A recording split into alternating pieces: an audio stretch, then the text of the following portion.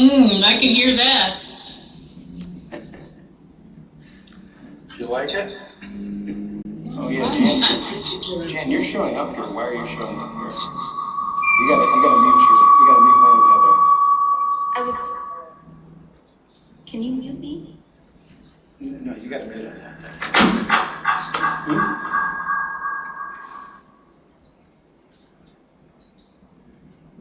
Are you on Zoom right now? Let's see, maybe I can mute you. There we go.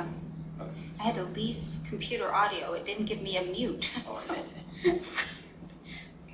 okay. Well, Yeah, we that was are- a good suggestion, Jay, for me to view it here, and then that's easier. I don't have to switch. We are at 7 o'clock.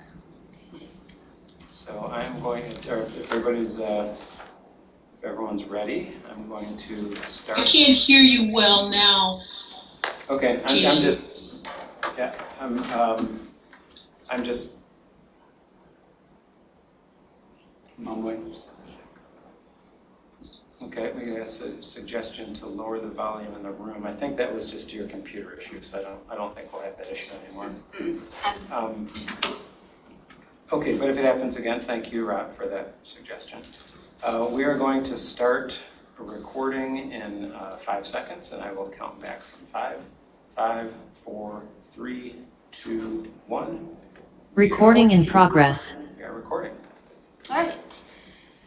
Welcome to the regular meeting of the Scio Township Planning Commission on August 23rd, 2021. We're using both in-person and a Zoom webinar platform.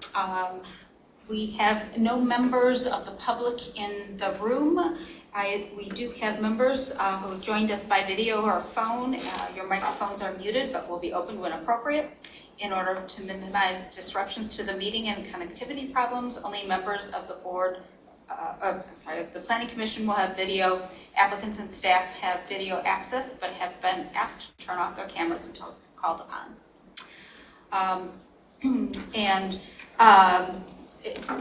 We try and refrain from doing chat and questions. I don't think the boxes have been disabled though.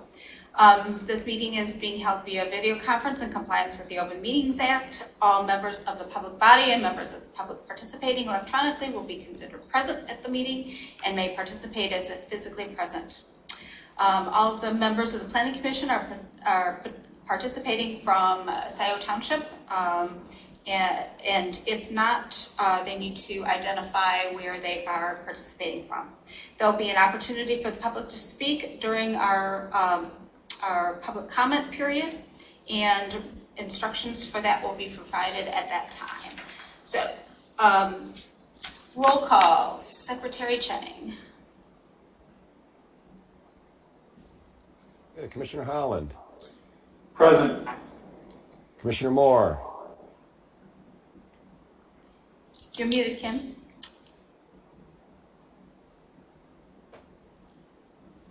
You're muted. Sorry. President, Scio Township, Washtenaw County, Michigan. Commissioner Sharma. Commissioner Corteau. Present in Scio Township, Washtenaw County, Michigan. Commissioner Hyde. Present, Scio Township, Washtenaw County, Michigan. Commissioner Chang, present, Scio Township, Washtenaw County, Michigan, and Commissioner Culbertson. Present. Thank you.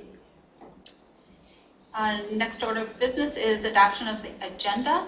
Are there any suggested changes or additions to our agenda? Commissioner Moore. I just wanted to put the ZOA on the agenda just to discuss when we're going to have meetings. I don't know where you want to put it, but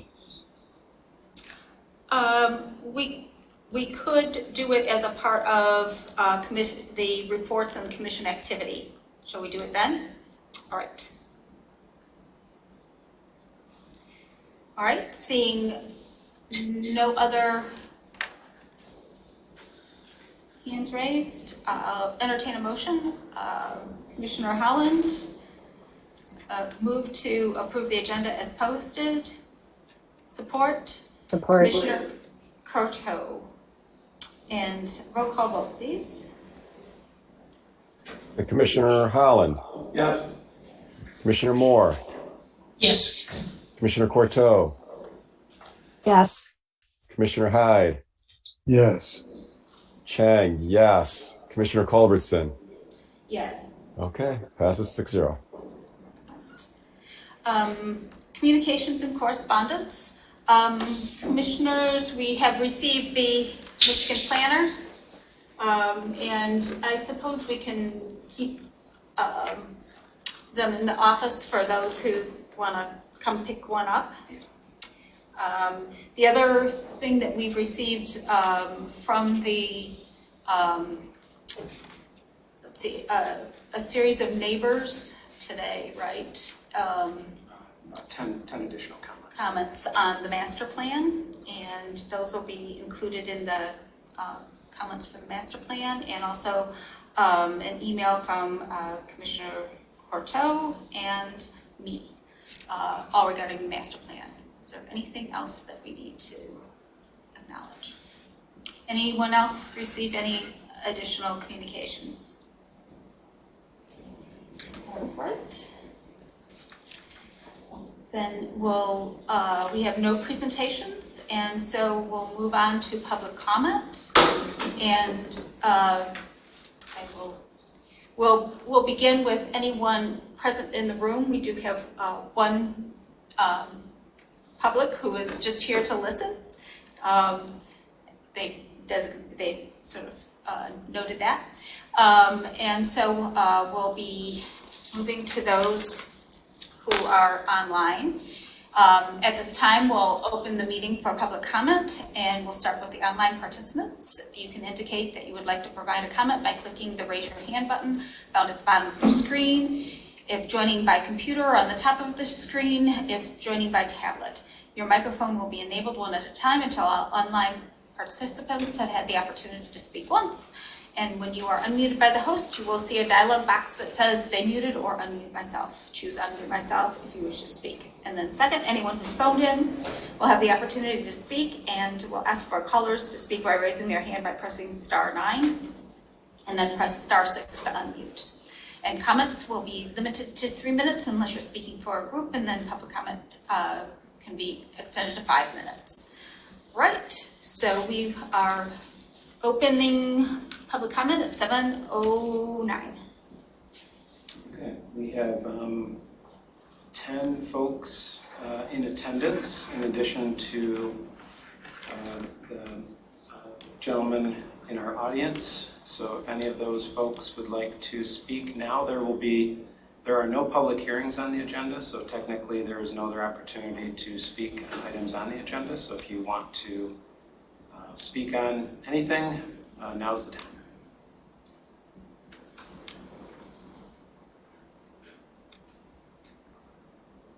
There are no hands going up. Just wait a good 30 seconds or so.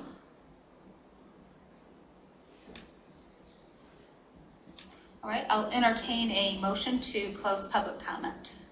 So moved. Moved by Commissioner Moore. Second. Supported by Commissioner Holland. Roll call vote, please.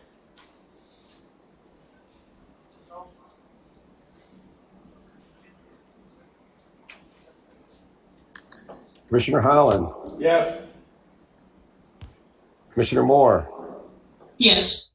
Commissioner Culbertson. I'm sorry, Commissioner Courteau, Yes. Commissioner Hyde, yes, Commissioner Chang, yes. Commissioner Chang, yes. Commissioner Culbertson. Yes. Okay, closed. Okay, public comment is closed at 7:10.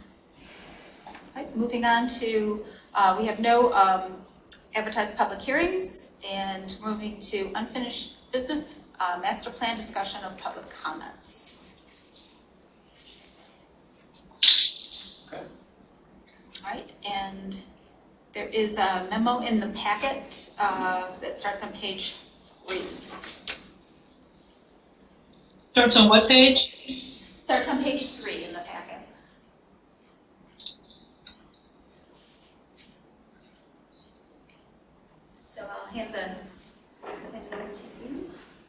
one. Okay.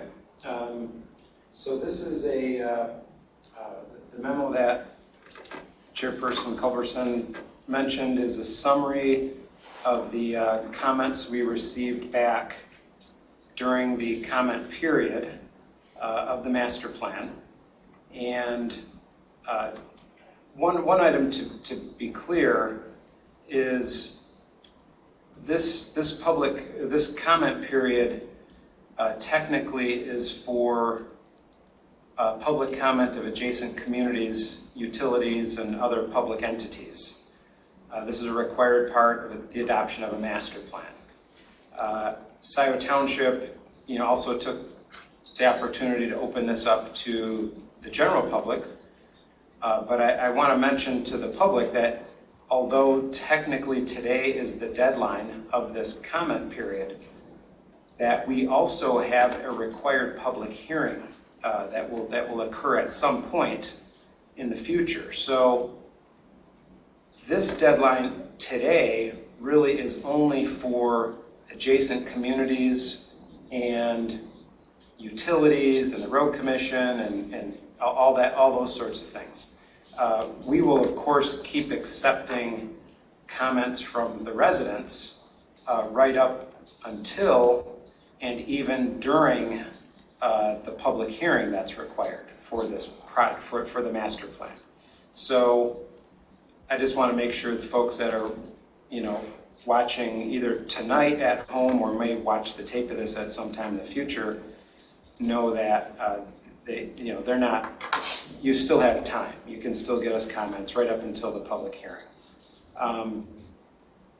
So the memo dated August 17th, we divided it into a few different segments based on comments that we received. The first section is really what we call developer comments.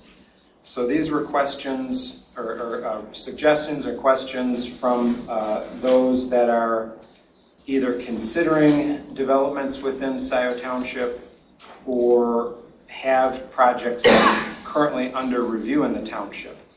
And we received, during this public comment period, and actually a little bit before that started, we received comments from 4 different either prospective developers or current developers within the township. And I will just review those really quickly. I'll try to go through this first, then we can turn back and if you want to discuss if you want to look in more detail. So the developer comments, the first came from Dan Kettler, who's here in the audience today, and that's the Crossroads project. And I'm not going to get into detail. Mr. Kettler provided a fair amount of information about that proposed change. But he was requesting consideration to change the future land use plan for the Crossroads project, which is at the southwest corner of Liberty and Wagner Roads, to go from office industrial to a multifamily designation, or to allow multifamily use. And some of the reasons for that are provided in the information that was provided by Mr. Kettler.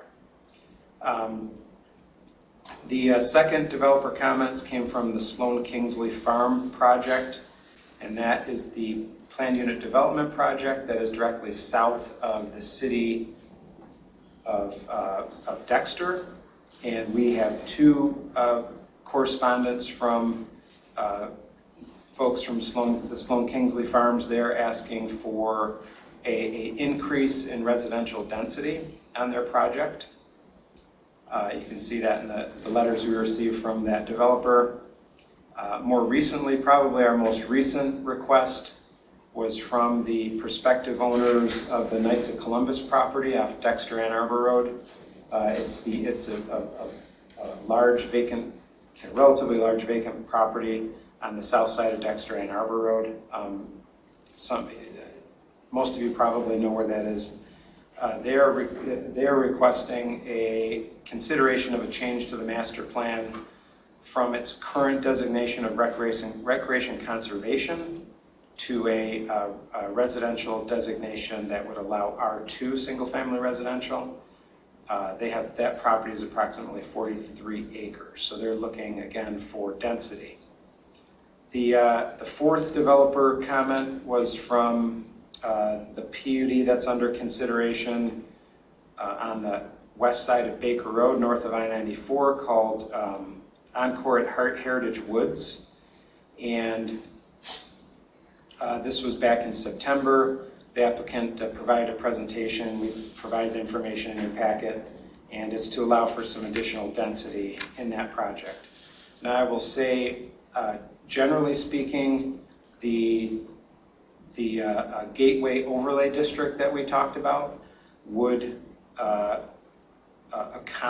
would assist to accommodate the Encore at Heritage Woods project as well as the Sloan Kingsley project. So the change to the master plan with the Dexter or the Gateway Overlay District along Baker Road from I-94 up to the city of Dexter would accommodate primarily the two questions from Sloan Kingsley Farms and Encore at Heritage Woods. If that is to go through, that would accommodate those two projects. The Crossroads and the Knights of Columbus have yet to, we haven't done anything with those requests. So that's something that the Planning Commission should, as well as the other requests too, but that's something the Planning Commission should discuss before we make a final decision or try to adopt the master plan. At the time we wrote this memo, sorry, Jackie. Just a quick process question. Are we going to discuss that tonight, or is that at a later time when we're considering all of the revisions with the master plan together? I will allow the chairperson, Culberson, to make that call after I'm done with these comments. But this was intended just for a kind of a summary discussion of the things that have come in, because frankly, we received 10 new comments from residents today. So of course I didn't distill any of that information. So, we have to consider that as well. Now so then we had some resident comments. As of the writing of this memo, which was last Wednesday, or maybe last Tuesday or Wednesday, we only had 6 resident comments that came in. And what I mean by that is 6 comments that came to our office in the way that we asked for comments to come in. So there could be other comments out there. There could be other emails sent to board members or planning commissioners that I'm not aware of. These are the comments that I'm aware of that came in through the township website in the manner that we asked them to come into. So I can't account for other comments that may be out there. So as of last week, we had 6 comments that came in during this comment period. Those comments had to do with either the proposed, as shown in the current township master plan, the proposed Honey Creek pathway segment, and or the special assessment district classification table that's shown in the master plan, and to provide clarifications to that.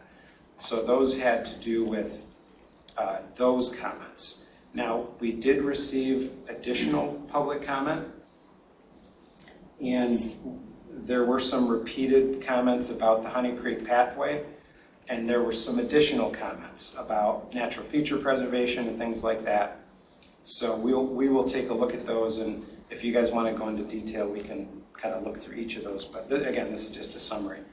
But those came in today, and Laura Krebs from my office is helping me on this, and we have them here for the commissioners.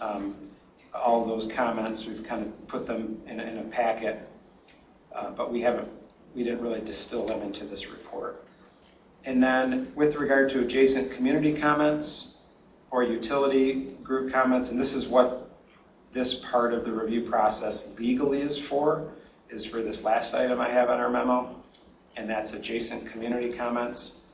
And we, as I mentioned at our last meeting, we had comments from the city of Dexter, and we have since met with the folks from the city of Dexter.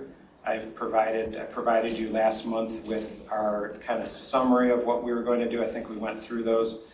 I amended that summary based on our comments from last week and sent that memo to the Michelle Agnew over at the City of Dexter, and she thanked me for that. Indicated that she was going to either put that on a planning commission agenda or discuss with some folks there. I have not heard yet if they want to meet with us again or what the next steps are. And then the only other comment we received from adjacent communities or utilities or the county was from Lodi Township, I should say, and there was a statement with regard to neighboring communities that was a repeat from their last master plan. And in this letter, they indicated that they changed their master plan to require, if I'm reading their comments correctly, to actually require less density along our border than the density that they showed. So they just wanted it reflected that the density that they had previously changed or previously proposed along the Scio Township border had changed. So those are the comments, and I don't. Chairperson Culver said, I don't know how you would like to proceed, but we could hit each one of these individually, or we could. Yeah, I'm thinking that it makes sense to take, to see if Planning Commission members had any more concerns regarding the corridor, the Baker corridor going into Dexter, the Gateway sub-area, because that does accommodate both Sloan Kingsley and Encore, and we have discussed that quite a bit, but I want to see if anyone else has any additional questions or concerns about that as it stands in the draft with the update that went to Dexter. Does anyone have anything more to comment on that? Commissioner Moore. I think we talked about these two projects as they relate to our reviewing the master plan, the revisions. And it's noteworthy to kind of, for me to pull it together. First of all, I note that the last Planning Commission put these projects over, tabled these two projects, and I realized that the name I was using, the Heritage Project, the Encore Heritage Project and the Sloan Projects. And as I understand it, they were tabled because of the upcoming review and revision of the master plan. And when we got wind of these two projects through our review of the master plan revision, both those two projects, many issues arose by different commissioners, but I'll just speak for myself. I was concerned about the community wastewater treatment that's proposed in each of those projects. I know somebody thought that they were, at least the Encore Heritage Project would be part of the Jackson District overlay, but it's not as laid out in the documents that I looked at related to the project. And I think some other members mentioned about the discharge into the creek. And I was concerned equally about the density of that area. I know people have explained those projects as a way to create more senior housing, the policy behind it as it relates to the Planning Commission. Policy behind liking those projects, if you will, was that in particular, there was a feature of each of the projects as it relates to seniors, so that seniors that live here don't have to move to other communities. And then the other was affordable housing. Now, I have to say, I believe that's one of we have one of the most broad definitions of affordable housing. But as I understood and I flushed it out with various people, as I understand the idea of affordable housing was that, young families could move into the community and afford something under $500,000 for their home. I'm still concerned about the density of those projects. I think that, that's, as I counted, there's 26 units. Now, I've just looked at the documents that were provided back in winter, but 263 units for the Sloan project, and the other project, the Encore Heritage project, is another, give me a second. The Heritage project is another, oh geez, 231 units. And that's not including the 2-story or 3-story senior citizen building that would be on that Encore Heritage project site. I'm not even counting per unit within that building, but I counted that building as one. So we're talking about a good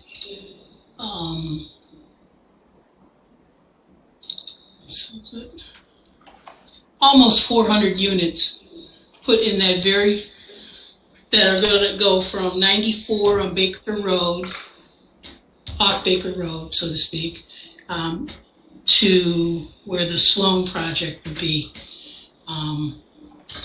So I'm concerned about that kind of density.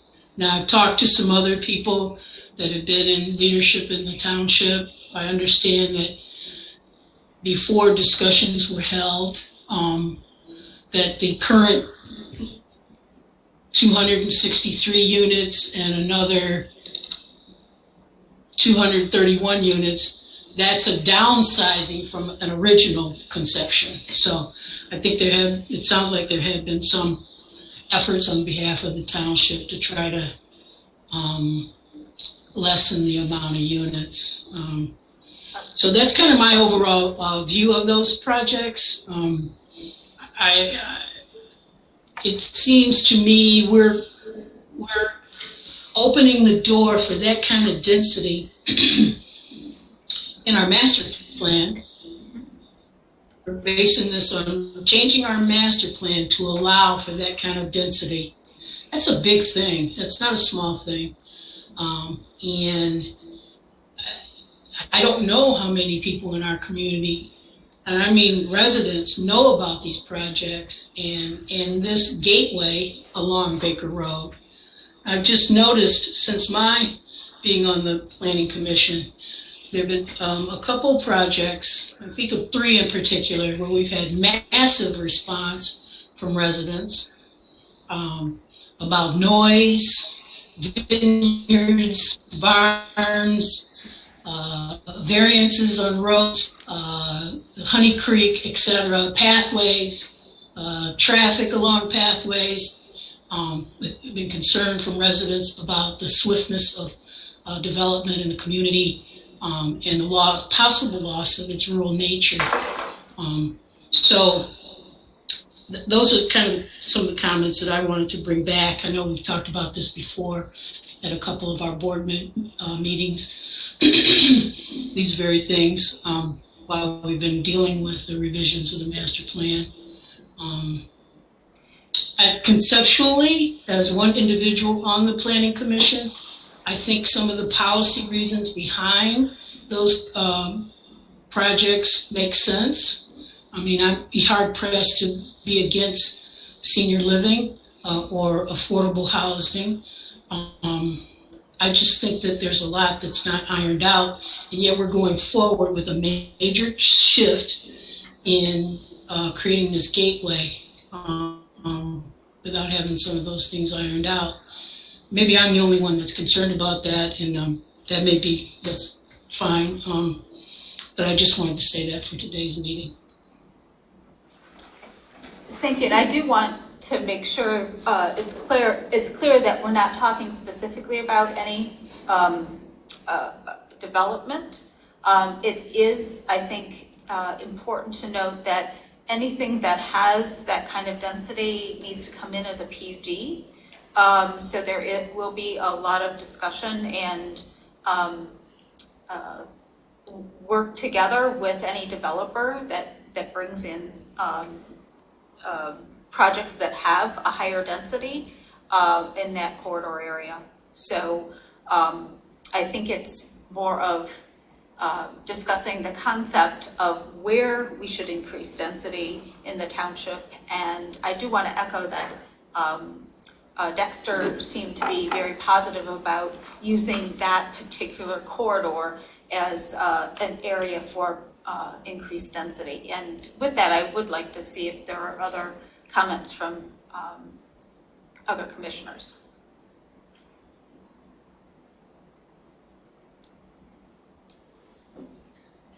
Commissioner Holland. Well, if I'm not mistaken, that's on our map. Is that still shown as low-density residential? Yeah, That's what that I'm does seeing. not change. So, It's shown as low-density residential, correct, and recreation conservation. so what would we do as far as lower density than low-density residential? Well, this overlay would allow only as a planned unit development for medium-density residential to be considered there as a PUD. And as I recall, weren't we like 1 unit per acre already in the proposal? Yeah, the low-density residential. But I think that was Sloan King, wasn't that the proposal we got from Sloan Kingsley? Not that It was we're gonna close. talk It was- about that Yeah. 1.08. Yeah, it was, they had. Take out 1 unit It was a there. little, it was a little more than that. So other than taking the property away from them, what are we gonna do other than designating it as low-density residential, since we don't seem to want that on our map to be office or industrial, nor does Dexter, the city of Dexter. You know, I don't think you want it to be composite commercial, high and medium density, mixed-use commercial. Where do we go from there? Then open space agriculture, in which case, then the LPC better buy it. So, I mean, that's why I'm a little confused by the proposal, that concern. And if I'm not mistaken, we don't have control over whether or not they can have an on-site sewage disposal system, correct? That's a state thing. Well, we do have an ordinance. We have an ordinance, but, An ordinance. so, that's all I got to say about that. Commissioner Coto. I do hear Commissioner Moore's concern about that density, but also, as Commissioner Holland pointed out, it's not actually very different than would be allowed under current zoning. And I do appreciate that this plan does preserve a lot of the existing woodland. LPC did try to acquire this property. That's a long story. But my biggest concern really is the wastewater treatment. And again, I understand we have an ordinance and we would have additional opportunities to review that. But just hearing that density, that many housing units, that's a lot of wastewater. And it's going to go somewhere. And Mill Creek is where it's going to end up discharging to. That's a area that already has significant water quality challenges because it's a large agricultural catchment. But even apart from, even if any discharges were pristine, just that volume of water, that's a concern given, the trend toward increasing heavy rainfall events. So I would just want to make sure that if we are proceeding with developments that require those wastewater treatment plants, that we are really carefully vetting all the engineering and calculations around these. Thank you. Other commissioners? Okay. Then, Two comments. Mm-hmm. Kind of good. I just addressed a couple things. Sure. So Commissioner Moore's concern about the public knowing about this project. Just want to make sure everyone out there understands that each of these projects already had a public hearing. And so everyone within 300 feet of the property for both Sloan Kingsley and the Heritage have been notified by mail, and we held public hearings. Now, it's been so long since we held a public hearing, we will likely hold another public hearing, but these projects did have public hearings, so there was some public notice provided. And then the second item, Commissioner Courteau's concern about the wastewater facility. This change in the master plan doesn't, it doesn't necessarily, it's not tying a wastewater facility to any project. They would have to do a wastewater facility even as it's currently planned. So this change wouldn't necessarily require, you know what I mean? It's like that could happen anyway. And it probably would happen if this was built, even under the current master plan, if it was built to its maximum density, it would likely require a wastewater treatment facility. Now, would higher density produce more, wastewater effluent? Of course it would. So yes, so that is definitely a concern. But this change doesn't, tie the change to the master plan to requiring a wastewater facility. So I just want to make sure that's clear. Okay, with that, then we'll move on. Oh, Commissioner Chang. Maybe just for my own clarification. So for the 4 projects that we're looking at increasing residential density, and that's fine, but that means all 4 of them would come back as a PUD. We wouldn't rezone to another zoning designation. They would all come back as PUDs. And with PUDs, then they would accompany a site plan and public benefits. So we would still, along with the Board of Trustees, would still have control at that time when we review the site plan. Am I correct in that assessment? You are correct in that assessment for the Sloan Kingsley and for the Encore. For the Crossroads and the Knights of Columbus, we would have to, if that's the intention, we would have to develop language in the ordinance similar to the overlay district that would require anything higher than the current master plan to come in under as a PUD. Otherwise, the Knights of Columbus were just simply asking for a master plan that would accommodate an R2 zoning. So I don't know that they wanted to come in as a PUD. Crossroads, Mr. Ketlar's here, but I think they were simply looking at a increase, or, a change from office industrial to a multifamily designation. I don't think Mr. Ketlar anticipated this going through a PUD process. So now we could, if the Planning Commission sees that these projects warrant additional density, then I'm pretty sure we could write a section of the master plan that would somehow encourage these 2 properties to come in as PUDs, just like we did for the Sloan Kingsley and the Heritage project. But Crossroads and Knights of Columbus are not. They just want the master plan changed so they could come in with a straight zoning. And we'll talk about those 2 next because they're not included in that Gateway South. Yes. And would you remind us too, the way we've worded the multifamily along Jackson Road, it's also as a PUD if it comes in as a single use? Have we worded it that way in the master plan too? I'm just thinking, I guess, ahead about being consistent.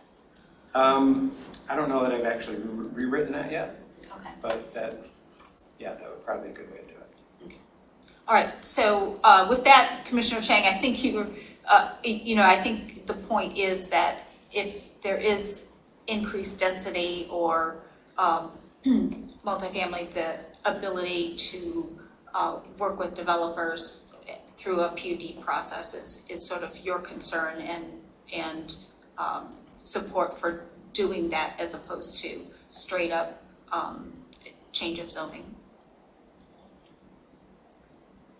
With that, we'll kick off talking about, let's go ahead and talk about Crosswalk Roads first, which is the southwest corner of Wagner and Liberty.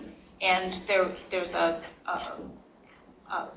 well-detailed memo that's included in the packet from Mr. Kettler. And just want to kind of throw that open for discussion.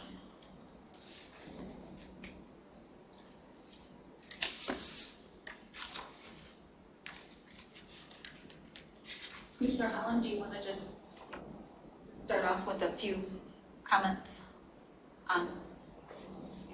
about Crossroads? Signature housing products, all that.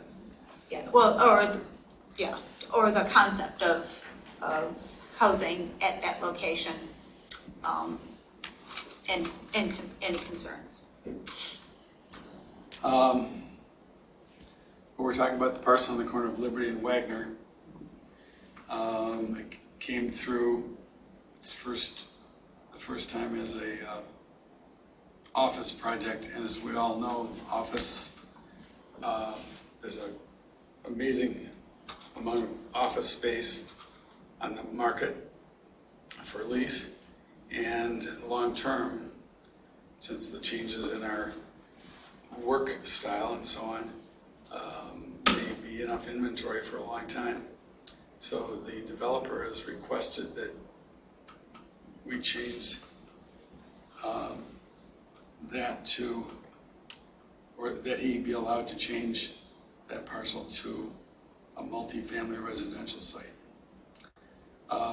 One of the concerns that we've talked about before is that every time that I believe that project goes from, I remember 30 some. Yeah, 38 to 104. 38 residential equivalent units to 104 residential equivalent units as far as sewer.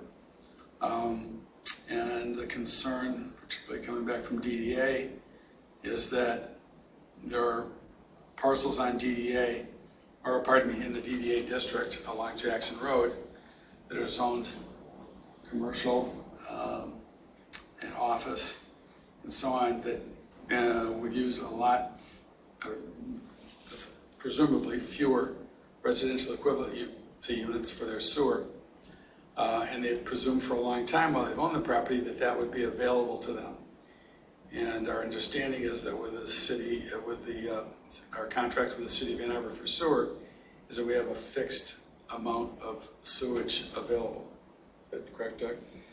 I think that's generally correct, and we talked to, kind of email back and forth with Matt Parks over at OHM, and they're in the midst of a more detailed study of that particular problem. They are, I think, nearing the completion of that study, but they do not have final results yet. So we should have that shortly. But that is the issue, and I think, Matt emailed Matt Parks at OHM emailed Jan and I, and basically indicated that it's a complex problem, and maybe not as simple as just a black and white number of how many we have left and how many we have to give. There are other issues like infiltration and things like that. True. That could help, if those problems were solved, could help boost some of the capacity. So we are, I appreciate Mr. Park's comments. We don't want to have their comments come in an oversimplified way that could affect us. So he's going to, they are working on a study, and that should help answer some of these questions, but we don't have the results of that quite yet. Thanks. One of the concerns with for DDA that we're looking out for some of the commercial property owners along the Jackson Road corridor is that they have presumed for a long time, and the tax assessor has presumed that they would have sewer service when available, and they've been taxed. We think they've been taxed on their basis. They think they've been taxed on that basis, and they're concerned that someday they'll come in with a plan and simply be told we don't have enough sewer capacity for them, which is a possibility unless a contract's renegotiated or the township of Scio builds a sewage plant or a preliminary treatment facility or whatever. So that's a concern. And that is also a concern, as we were talking earlier in our master plan discussions, about going with straight zoning for residential along the Jackson Road corridor. As nice as that is, and I really, the project that Crossroads brought to us, I think it's a great spot for that product. A straight shot to downtown where people would work with with two-wheeled access. And as far as same thing in the Jackson corridor, having multiples would be wonderful, but do we have the sewer capacity to do that? That's it. Thank you. Other commissioners have thoughts on? Commissioner Moore. I'm sorry, I just have a question I wanted to ask Commissioner Holland. What he was just, I couldn't hear what you just said about the DDA concern about the presumption or presumed sewer service. And I thought you said that it may not be enough sewer capacity in the future, or, I'm sorry, what did you say, sir? Basically, that's the study that OHM is proceeding with as an evaluation of how much sewer capacity may be available, because it evolves and changes as there's more water saving and less infiltration and so on. But the concern that people who that own property that is currently vacant and presume that they have sewer service available, if we allocate it somewhere else, it may no longer be available for their property, even though they've been assessed and taxed on that basis, it would be available. And I believe OHM should have that study completed no later than the end of September. It could be a little bit sooner than that if we need it by then. But Commissioner Moore, did that answer your question? Yes, thank you. Thanks. other commissioners? Commissioner Koto. I mean, it seems to me that since we're having a study done on the sewer capacity, it makes sense to wait on this discussion. I do appreciate this project and all the sustainability features, and I do feel that it serves that need for keeping higher density housing along the corridor, really close access to Ann Arbor. I do have a couple of concerns, though, about that location for housing, and one is that there's the quarry and the concrete plant right nearby, which might not be an ideal site for housing. And then, you know, the farm to the south, it does seem sometimes as though the more residential areas there are in close proximity to farms, there can be some perceptions that, you know, one use is not very compatible with the other. So I just want to make sure that we're really careful and clear about, you know, where we are putting residential in order to make it the most successful.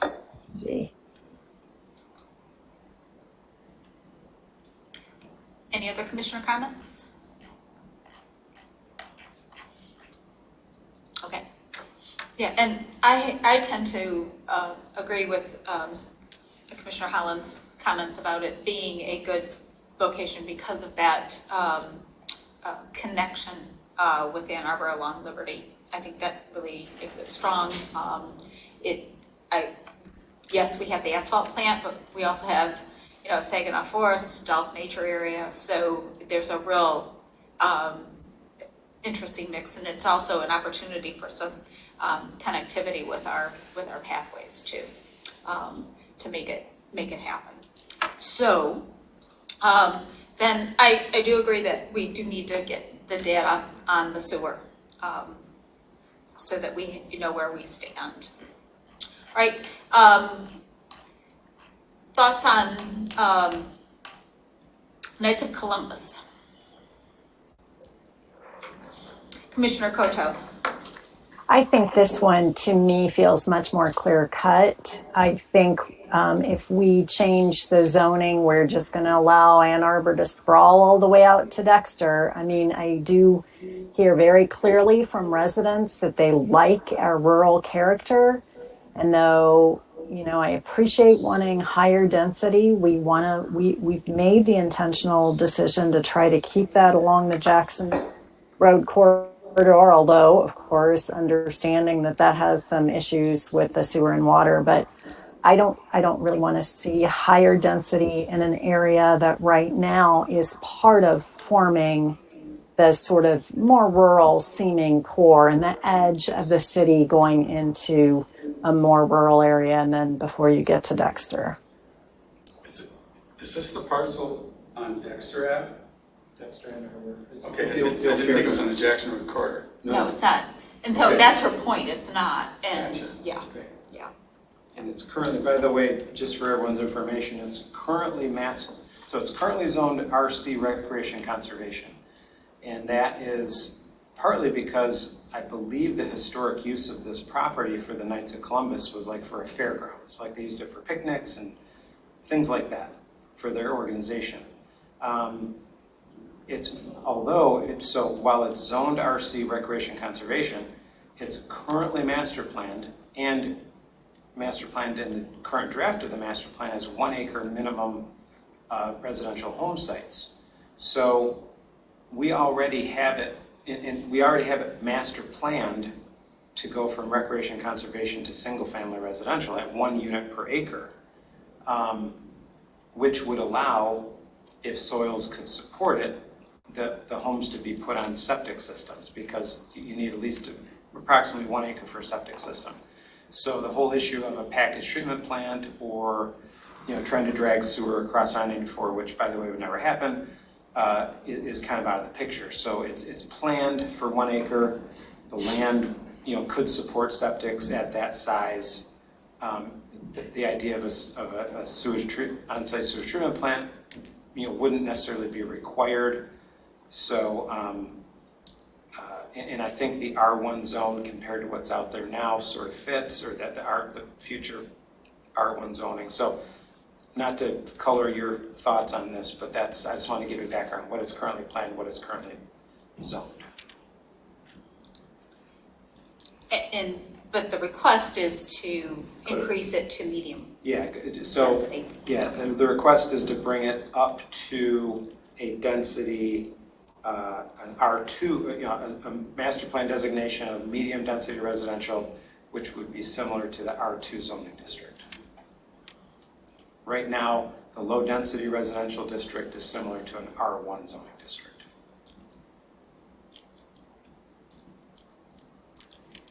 And is there any R2 in that area?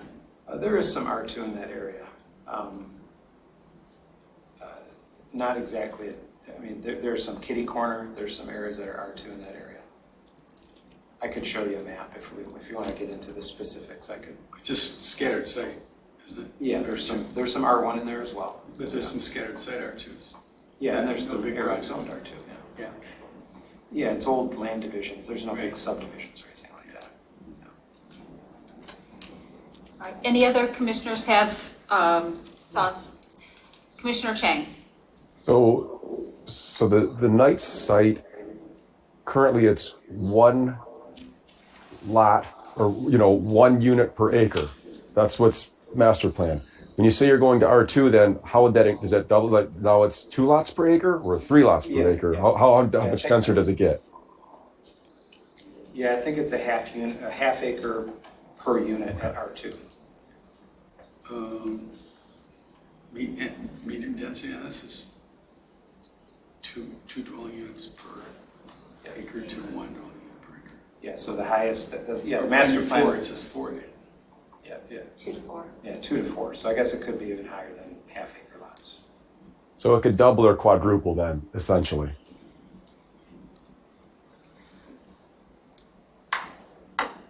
Okay, any other commissioner comments? Okay, then moving to, and we just may want to repeat a couple of the items that we discussed with the resident comments, the Honey Creek pathway, and I do want to sort of let people know with the Honey Creek pathway that our Transportation Alternatives Committee did review it, and they, at their August 11th meeting, they voted unanimously to remove the Honey Creek pathway from the concept map with the goal of finding other ways to meet the need for non-motorized connectivity in the northeastern part of the township. So I just wanted to make sure that people were aware that that had happened, and that will be reflected as a change. And so, Mr. Wan, I don't know if you wanted to just briefly address how the intent of dealing with both the TAP concept plan and the SAD classifications with the master plan. Yeah, well, the East Delhi trail is just going to simply be removed. I mean, it's going away. That will not be shown on the township master plan. And we are, we're going to work on the two pathway maps to make sure that they're not conflict. There's two pathway maps in the current master plan. One was based on the TAP group. One was based on previous work done that has to do with kind of safety paths. And we're gonna. I guess the goal is to have a single pathway map. So we have to work on that. There could still end up being two, but they're going to be clearly defined. But the bottom line is the Honey Creek pathway or East Delhi pathway, whatever it's called, that's going to be removed from. That will not be in the master plan. So the folks that are concerned about that, just that's being removed. The special assessment classification clarifications, we will be providing some additional verbiage about this table in one way or another. We're either going to really explain it or really downplay it in the explanation. So the table it's going to have one of two things is going to happen. We're going to either explain the heck out of it in the master plan or just eliminate it altogether, because I'm not sure if that table has a lot of bearing on what we use the township master plan for, but we're not exactly to say. One way or another, it will be better explained than it is now. So I hope that helps folks as well. And then there were a number of other resident comments that we received today, really, that were there was a few that weren't associated with those two items. Most were associated with one of those two items. And there were some other items that I haven't really gotten through in a meaningful way yet with those. Okay. But I guess the bottom line is we are, that's why we have these processes. And, I always look at a master plan or even ordinance development is, these kinds of documents and these kinds of ordinances are not, written in a vacuum. We as planners can never just sit in our office and write this stuff and then hope that's how it's accepted. We understand that the residents will have concerns. We understand there's questions. We understand things will be changed. And that goes from a master plan to ordinance provisions to corridor plans, anything we do. So I just want to let the residents know that we do appreciate the concerns. We do listen to those concerns, and we will be addressing those. We're not trying to. The bottom line is this master plan is the community's master plan. It's not Carlisle Workman's master plan, and we will try to be addressing the issues that have been raised by the folks at home. Commissioner Hyde had his name. Okay. Commissioner Hyde. Thank you.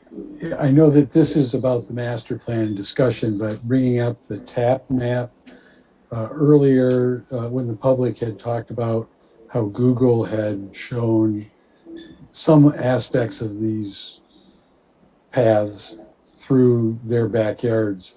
I just wondered, is someone in the township addressing that comment and verified that there's an issue that somehow tentative plans got out there and are being shown in public as public places?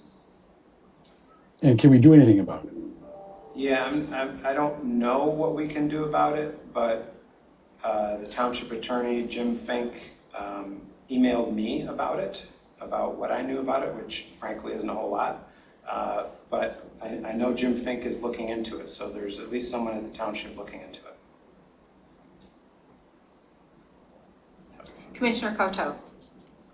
Thank you. I think for purposes of clarification, I think we should just omit the table about those road expenditures, because in terms of a planning document, it's not at all clear to me what the purpose of that table is. I think we would be better served to have a paragraph or two about the local goals for roads and process, or, just a description of the fact that the county does not do all of our road maintenance, and so Scio Township has a process for considering evaluating which roads to work on, but not with the granular detail of road expenditures that are really not related to planning.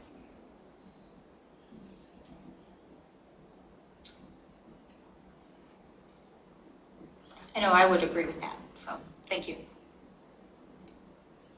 All right. Any other comments from commissioners about the concern around traffic calming, or concerns about crossing and non-motorized, increased non-motorized traffic along Zeep Road with the pathway, or I think there was another one about dog park planning? Commissioner Moore. I don't have a question about those, but I wanted to ask a question about the Lodi Township remark, if that would be okay. Sure. Okay. I didn't understand what that meant, and I heard your interpretation of what that meant, Doug. So they were just letting us know that they had changed their master plan to allow more density along the border with our township. Is that how I'm to understand that? I think it was actually less density. Oh, less density, okay. Yeah. And as part of their comment, is it your understanding that that they would like us to have less density along that border? No, I think, well, we already have the lowest density that Okay. there's no other lower density we have. I think their comment was, we simply repeated a section of their master plan, and we repeated it from our last master plan. And since our last master plan, they changed their master plan. So our quote is no longer correct. They just wanted to make sure the quote that we were using in our master plan was from their most current master plan, if that makes sense. Okay, thank you. So, any other, yes? Commissioner Thank Costello. you. Sorry to be commenting on everything. I think that traffic calming is a great idea. I'm not sure that's within Scio's ability to do. My understanding is that those speed limits are set by the state, and localities have limited options for changing those. But once we get more connection with the road commission through the local roads advisory committee, I hope that we can continue to look at that issue, because I do appreciate hear that that's a concern, and I hope we can find ways to address it. And then as for the dog park idea, I have forwarded that idea to the Parks and Recreation Advisory Board, because it really would be within their capability to start to think about whether one of our existing properties could be targeted for dog park development. So thanks for that suggestion, and we can certainly, I think that would be the appropriate place for that to be acted on. I agree, and you've already forwarded it on. Great, thank you. All right. Did you, Mr. Luan, did you want to comment on the road? Oh, the speed limit thing? Yeah. So one of the recent comments we got was from a resident that was concerned about the speed limits on Zeeb Road since we are adding, since we're building the Zeeb Road pathway. And because we have this pathway, could there be a avenue to get the road speeds reduced on Zeeb Road? And as most residents may or may not be aware, the roads in Scio Township are all under the control of the Washtenaw County Road Commission. We have very little control over things like speed limits within the township. That being said, that would be a good, I mean, it certainly could, if the Planning Commission was to agree, there are a lot of issues that lead to a reduced speed limit, and some of those, are really determined by the road commission. So I guess where I was initially going is that would be a good topic, speed limits in general, because this isn't the first time we've heard about speed limits in Scio Township and why can't we reduce them. I think that would be a good topic for the township to approach the road commission on. And that may be through the local roads. I think we have a local roads group that works with the road commission. They're working on that, so that would be, the local roads group. Commissioner Sharma. That would be a good, that would be, and if not, that might be a topic for the township board to take up with the road commission about changing the speed limits. We would need a lot more detail. I think, to have any kind of informed opinion to simply reduce speed limits. I don't know if having a path is one of the, I believe they call them warrants, that have to do with things like traffic lights and speed limits. But I would be hesitant to simply add statements about reducing speed limits without knowing more about the, what warrants or speed limit reduction. How does that actually happen? And then if we address that on Zeeb Road, I'm guessing there's other roads that might need this. So this could be a whole another study that I'm not sure we're ready to really embark upon at this point. However, it's a good comment, and it could be something that the township board, as a policy, might bring up with the Washtenaw County Road Commission. That'd be my thoughts. Commissioner Hyde. Thank you.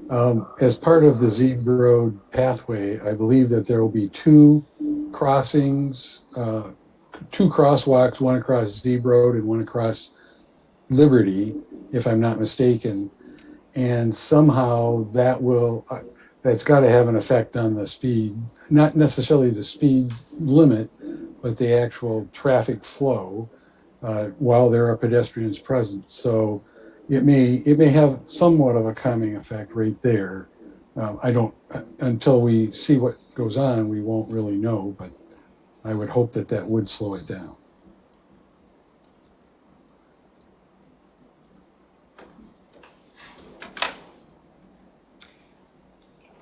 Any other comments on, as far as process, what we've talked about is trying to schedule a joint meeting for the public hearing on the master plan with the Board of Trustees.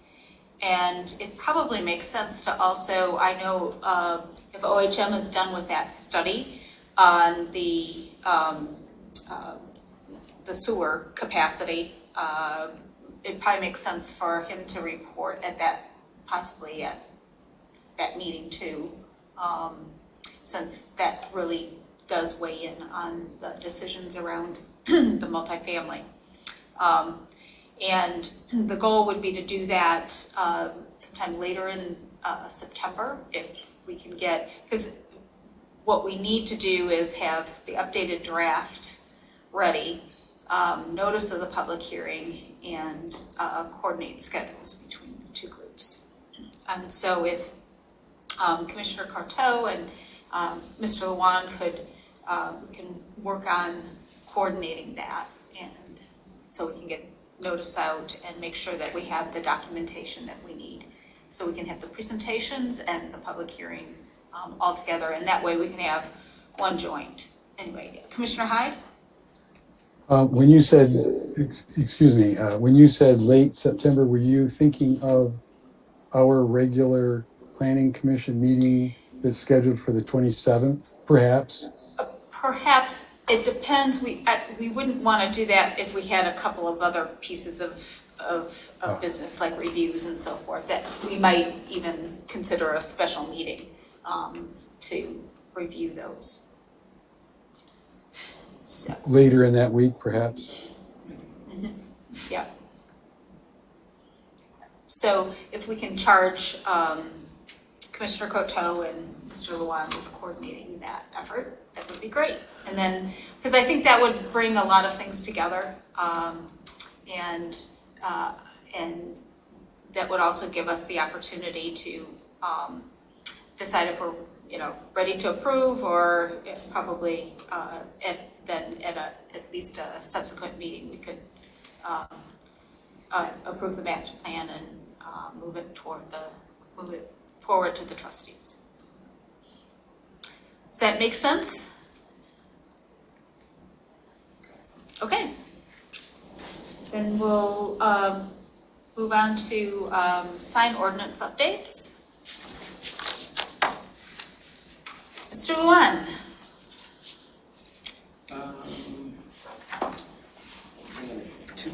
Half second to shift gears here. Yeah. I had a question. You and Commissioner Courteau had both sent emails today regarding Yeah. changes you want to put in there. Are we just not going to talk about those? Oh, I'm sorry. Yeah, do we want to, yeah, well, it'll give Mr. Lewan a chance to. I don't know if they're just automatically got bounced in there, or No. whether they're... We should talk about those because they're additions.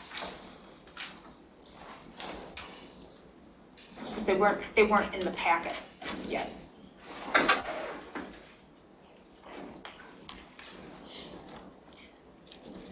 So, go ahead. Well, I suppose you have reasons you want to put these in, but for those of us who have read them, I'd like to hear what other people have to say about them first.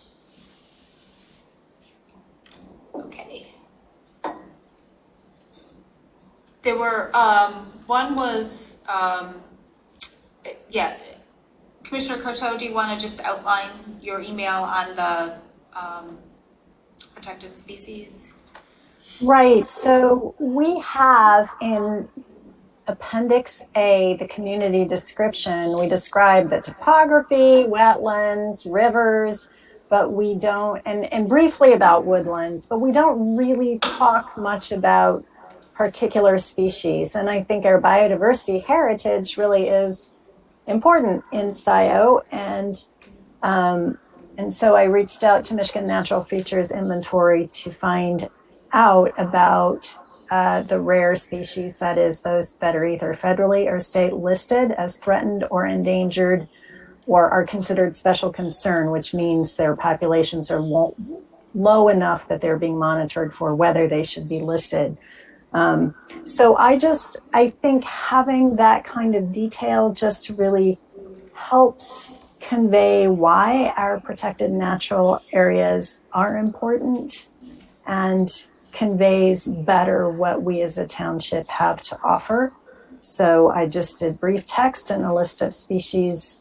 And I hope you'll agree that adds some detail that really helps show why our land preservation and open space knowledge are important, as well as whatever efforts people want to conserve species on their private lands.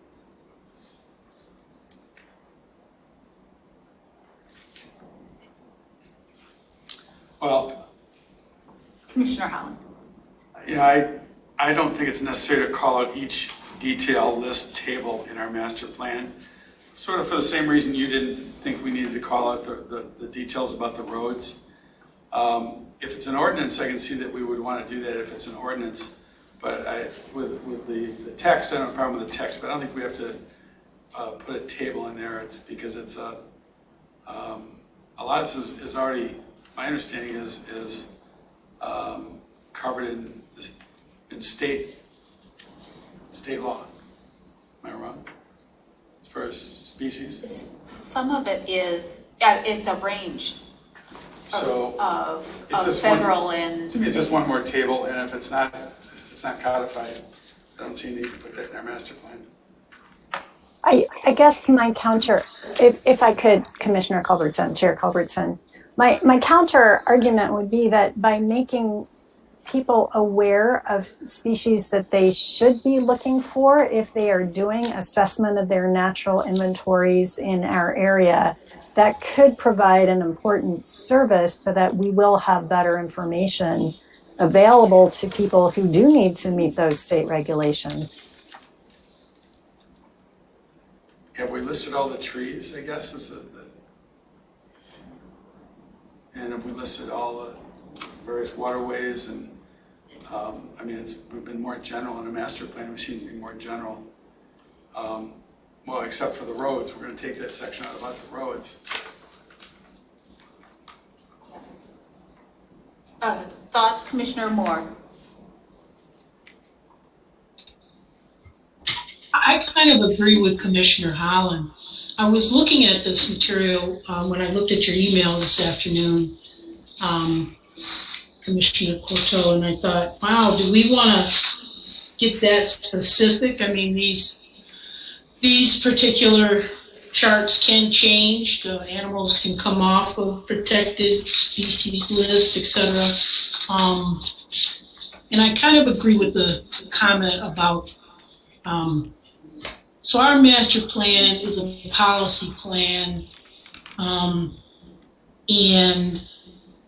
I'm not so sure we should get into the details of listing out all the animals. What if there was some other animal that got added to that list that we didn't have in our plan?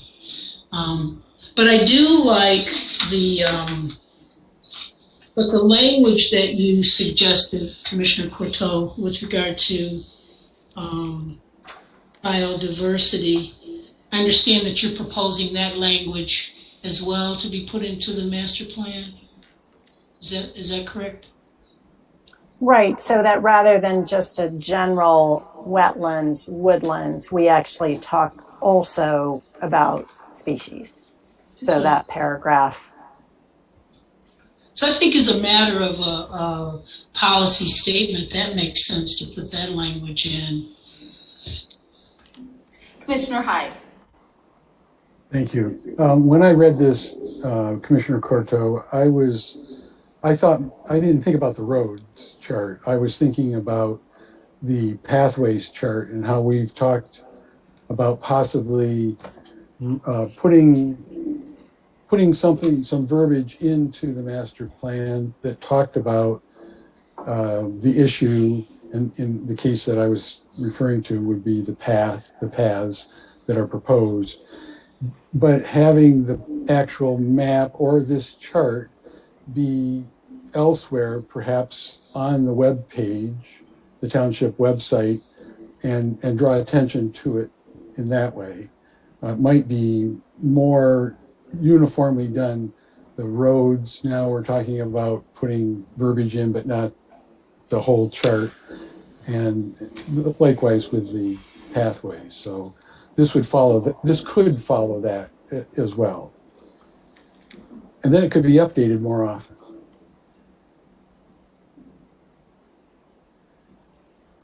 commissioner comments?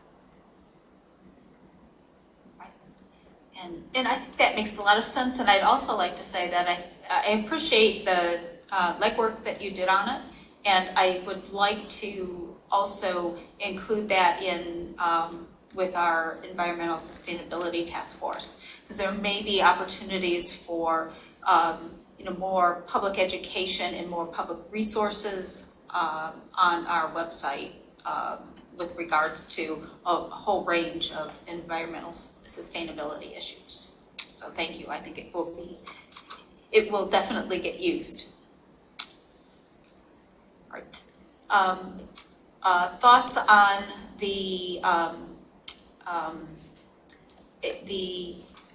text that I proposed is sort of a follow-up to the presentation that we had on dark skies, and it's again pretty general principles around outdoor and exterior lighting, trying to keep it at principles as opposed to a specific specifics. So it could be then if we wanted to update or look at our lighting ordinance, which is reasonable actually at this point, and also supply again on a resource page, kind of explanations of what type of fixtures meet dark sky and so forth. So this is sort of a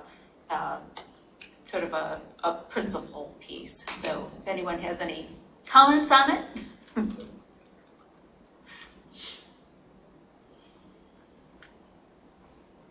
Commissioner Coteau.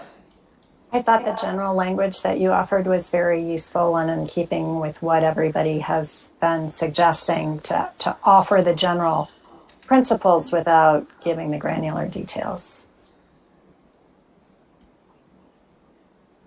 Right. I have to agree with that. I'm a little bit concerned that some of these are very subjective as far as useful, a clear purpose that's subjective. Shielding, absolutely shielding is required. Low light levels, that can be subjective. It's low to you is different than low to me. Mm-hmm. Controlled, same thing, but color. Color is something I think is, maybe that's subjective to some people, but I don't consider like a 5,000 K light is something I really want to look at. Mm-hmm.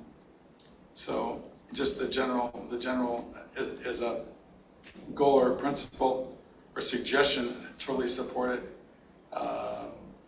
as a requirement, but not so much. Yeah. That kind of language, that kind of general language in a master plan allows you then to get more specific with ordinance development. If it's in the master plan, you talk about it, you want low levels of light, we can define what that means when we get into ordinance amendment. So that's the kind of thing that if it's in your master plan, it allows you to then take the next step, which is ordinance development. Sometimes you don't want to be too specific in your master plan because then it might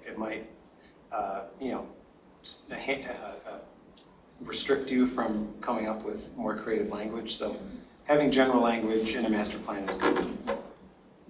So you're saying subjective is good? General is good in the master plan. Okay. Which is a synonym. Yeah. Specific. When you get to the zoning ordinance, yes, then you have to be very specific.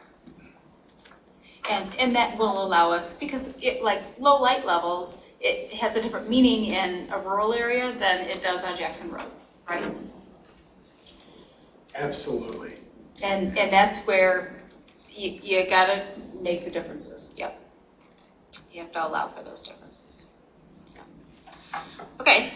Any other comments? Now we'll move to the signage update. Okay. Did Jackie leave us? Uh-oh. Maybe I have to let her back in. Look for her on a phone, possibly. Just video. What? I don't see her in the panelists. Oh, there she is. She's gonna Zoom on her phone. Okay, all right, so I'll look for her. Yep. I will look for her when she comes in. Okay, technology. So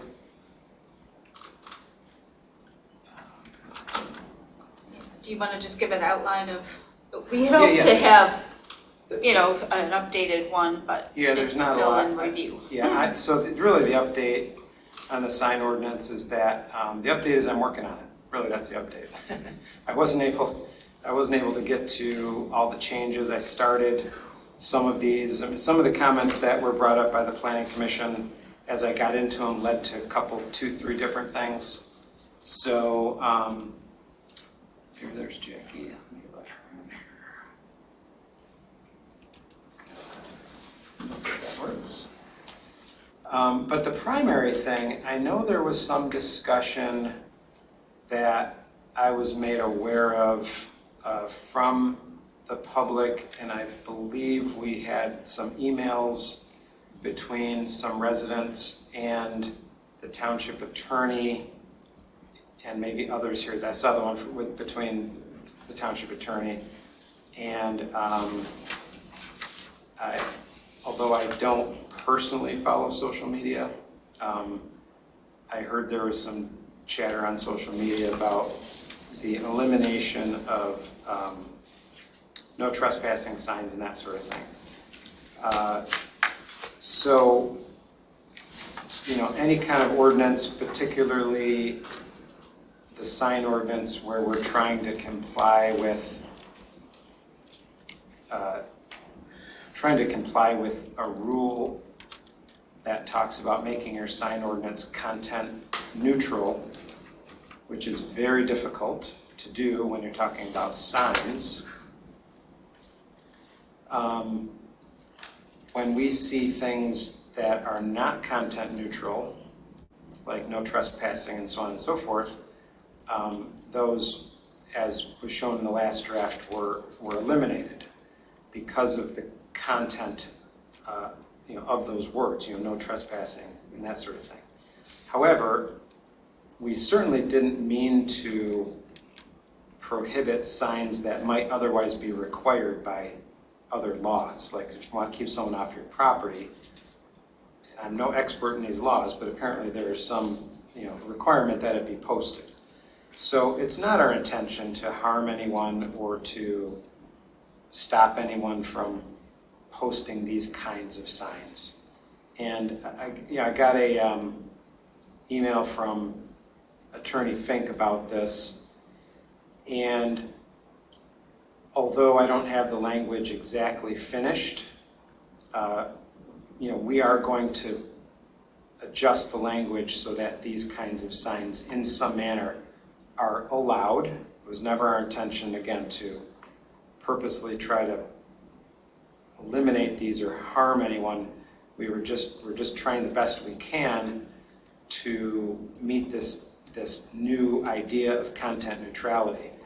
So Mr. Fink had an idea of something to the effect of a statement saying, in the place of where we pulled that out of, to say something to the effect of, nothing in this ordinance is intended to restrict or prohibit signs required by law to enforce property rights, such as those required for impounding vehicles, prohibiting trespassing, soliciting, or hunting.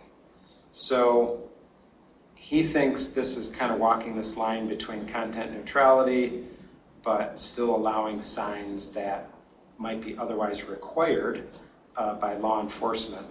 So we're working, we're trying to, again, walk that tightrope, and we will do that. It's not our intention to eliminate those kinds. We don't, again, want to harm anyone. We want everyone to be able to protect their property. We want, people to be able to do what they've been doing for many, many years. But we just have to do it in a way that our attorney, Scio Township attorney, believes is content neutral. He thinks this language, although it sounds pretty similar to the last language, but he thinks this language would do that. We're still working on it, but expect that in the next version. This is another case where I mentioned the master plan. We prepare an ordinance. We have a public hearing like we did last meeting, or like we did on this, and garnering public input, finding out about public input, is how we make, needed changes. And, when we get constructive comments and constructive criticism, we will always try to address that. And we received that criticism, and we've addressed it, or we will be addressing it. So other than that, last time we talked about lighting on signage. I've got some new language that I'll be preparing. Commissioner Chang provided me some information that might be helpful in that regard. And we talked about EMS signs. I've got a new EMS section that I'll be adding to this ordinance. And there's some other things that were raised at the Planning Commission last time that we're also working on. So I just wanted to give you guys an update, and particularly I wanted to address the no trespassing sign issue that has come up, and just want to assure the residents that we're doing the best we can to provide an ordinance that's both content neutral and will able to respect everyone's rights. So I think we're doing that, and I think that will be accomplished. Great. All right. Any questions for Mr. Luan on the signage update? All right. Moving on then to our conditional use number 21002, PSP number 21008, EWF Solutions conditional use for mixed use development. Yeah, let me. I see Mr. John Stevens got his hands up. I'm gonna promote him to a panelist. And then John, once you get on, you tell me who else you would like me to promote. We'll just wait a moment till he gets on. There he is. Okay, John, who else in your team would you like me to promote? Should be Jared Kime and Ryan Yapel. Okay.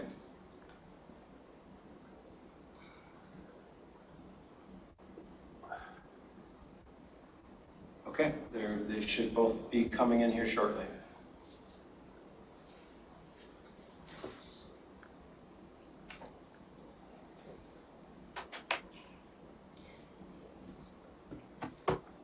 And just for the record, if you could state your name and address, that would be great. Thank you. Yep. John Stevens. My address is 2537 Baker Road, Dexter, Michigan, Washtenaw County. Jared Kine from Atwell, coming to you from Myrtle Beach, South Carolina, Horry County. Ryan Gable, EWF Solutions, address I'm at is 384 Columbus Drive, Ann Arbor. Thank you. Then what we'll go ahead and do is if you want to present sort of your updated plan and how you kind of took into account some of the comments from the last meeting. And then we'll have an update from our consultants and discussion. Okay, let me go ahead and share my screen.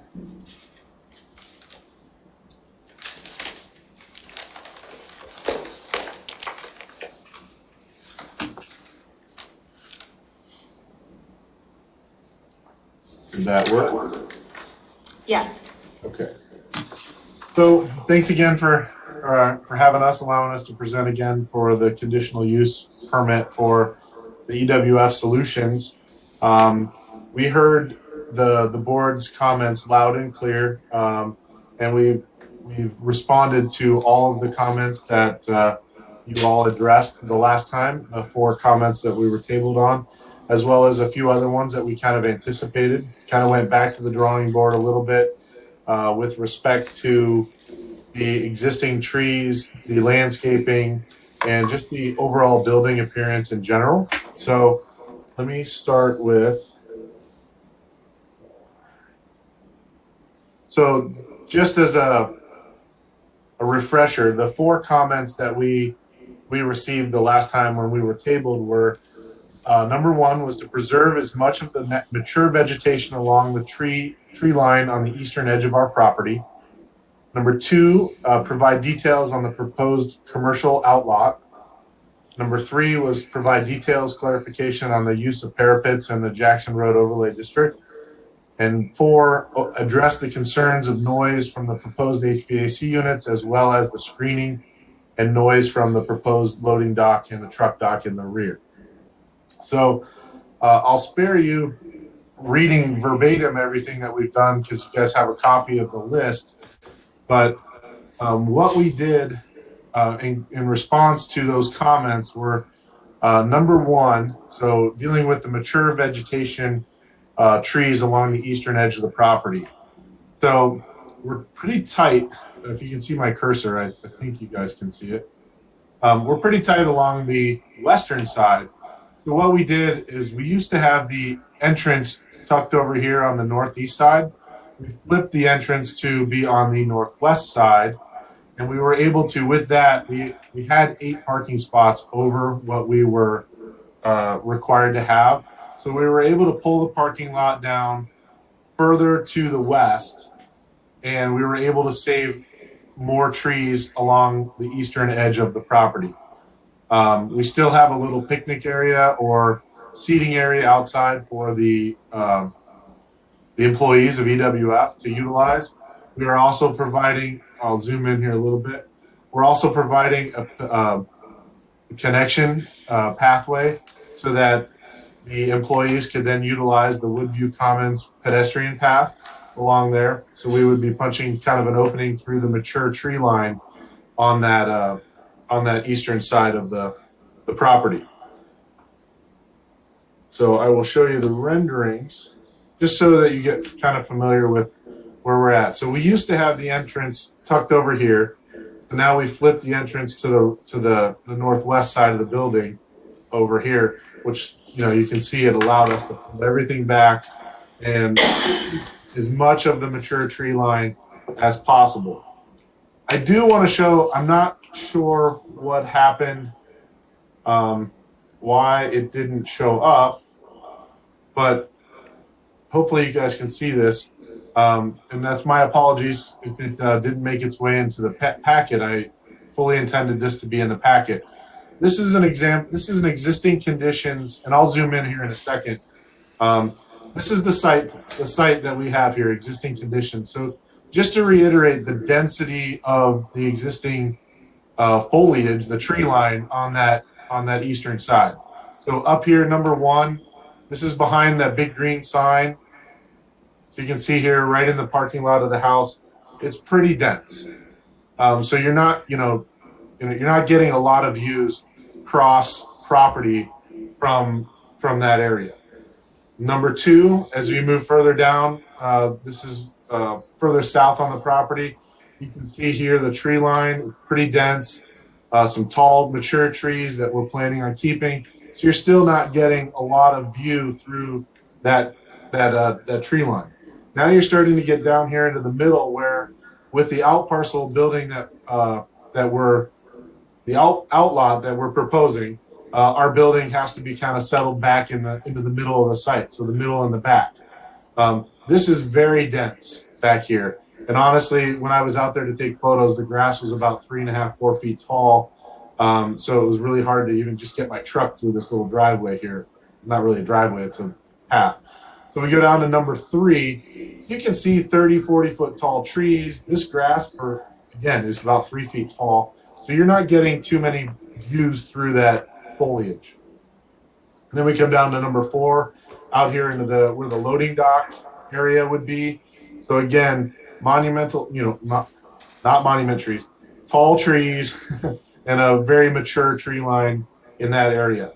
Then looking down number 5 towards this existing pre-engineered metal building, you can see it here. Again, some taller trees, more mature vegetation line. Number 6, looking back, there are no trees looking back towards that blue pre-engineered metal building. And then moving back up to number 7, looking at the back of the house, and you can see the back of the fence there. Or not the fence, I'm sorry, the back of that big sign there. And so number 7 is up behind the building. And then this is just I just put this on there just to make sure everyone knew the kind of existing conditions. I believe the tenants have already moved out. When I was there were some broken windows in the back, so I believe it's now a vacant house. So my apologies. I fully intended for this drawing and photos to be inside of that package. So again, my apologies for that not being there. So going back to, so when you see the renderings, it's intended, we're keeping as much of that mature tree line as possible along the eastern edge of the property. You can see by the rendering in the back, and I'll get to the site plan here very shortly, we're intending to keep the tree line in response to the noise that's number 4, but you can see for the rendering, we're intending at least an 8-foot tall fence back there with landscaping in front as well as in back, and then keeping as much of the mature tree line back there. So, let's see, go. Sorry.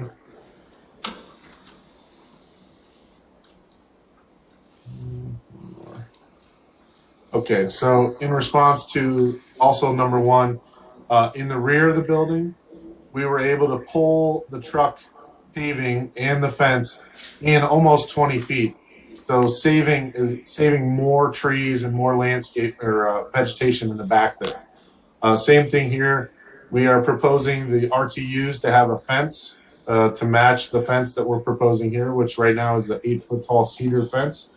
So we're proposing that with gates on the inside for accessibility, so that those are fully screened from anybody that would have a glimpse from this pathway, which would be highly unlikely at most of the year. The pavement reduction. Okay. So then number 2, the outlot. In response to the comments that we had, we were showing a not necessarily the greatest layout there, but we're showing now a conforming site, a retail building, could be a restaurant with a conforming site. And due to the topography, having these 2 parking lots kind of interconnected is really difficult.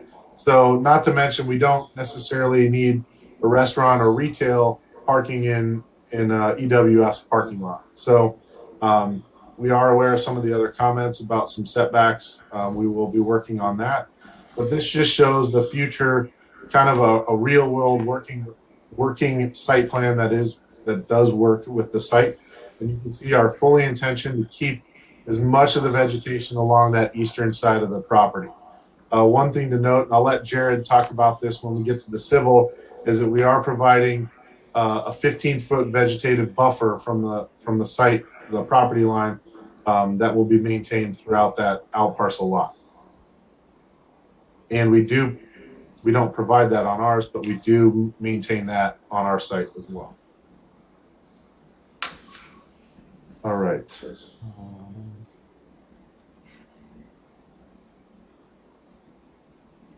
All right, details on parapets. So we had a conversation with the township planner, Doug, and from the Jackson Road Overlay District, flat roofs, parapets concealing flat roofs and rooftop equipment, such as HVAC units from public view are required. We are not putting any mechanical units up on the roof. That is, our intention is to have them ground mounted on the east side of the building. So our building, we are providing a parapet on the front of the building to conceal the flat roof. And then the roof it's a single slope roof. It is a flat roof. So on the west side of the building is the high side. This will appear and will be a flat line going all the way across from north to south of the building. So there will be no rooftop units that will need screening or anything. There will just be some vents for restrooms and things like that. But the parapet will be high enough to shield those. So there won't be any mechanical units that are in public view on the roof. So we believe with the parapets, we meet the letter of the intent, and that was our conversation, recollection with Doug when we had a phone call with Doug. There was some conversation about building heights. That was another conversation we had. Let me scroll down here. We had with Doug on the phone. So he clarified for us finding the average grade plane. And I'm sorry to keep kind of rambling on, but these are just some of the comments that I wanted to make sure we responded to. So there was a comment, I believe, from one of the commissioners about our height in the back of the building. So in summary, this diagram, you guys can all read for yourselves. Our average grade plane comes out to be at 903, which is right in the middle of the building. So you take 30 feet allowable from there, and we're at 933. So that's the height of our building. So in the rear of the building, of course, we are taller, but that, according to the average grade plane calculation, allows us to have that flat line going across from north to south of our building. Okay, screening and noise reduction, as I mentioned, on this, the screening, again, we pulled the truck well in another 20 feet, and now we have an 8-foot tall cedar fence with landscaping, as well as that is a lot of that mature vegetation that we are planning on saving on the east side of the loading dock. And then again, here you can see this would be where the mechanical units are on grade. Those would also have a screen wall around them, so that would help with the noise reduction at grade. I believe that is all from the architectural comments. Jared, I'll turn it over to you if you'd like to jump in. Yeah, John, you did a great job kind of talking through everything there. One point I want to touch on in regards to item number 4, the noise reduction in screening there. One of the comments in the planner's letter had suggested the possibility of incorporating a berm along the truck dock area there to help screen that area. In hearing the Planning Commission's feedback previously, we noted that it is your desire that we preserve more of the natural vegetation in this area, and in doing so, eliminate the ability to provide a berm. Basically, if we were to provide a 3-foot tall berm, that would essentially occupy the additional 20-foot space of pavement reduction that we had, that we are preserving the additional vegetation in there. So in lieu of the berm, we've provided the cedar screening fence along the curb line in there, along with preserving the additional mature vegetation to enhance the screening and any minimal noise reduction that would be needed there for the minimal amount of trucks that are used on site. Of course, we have the dumpster located in that area as well. But as you can see on the plan that John has up here, the residences also have a dumpster in essentially the exact same area on their side of the property as well. So you have the noise from the garbage truck, and then a few trucks in the day. I think we've got approximately 3 trucks planned per day on here. So there's really not a lot of truck traffic.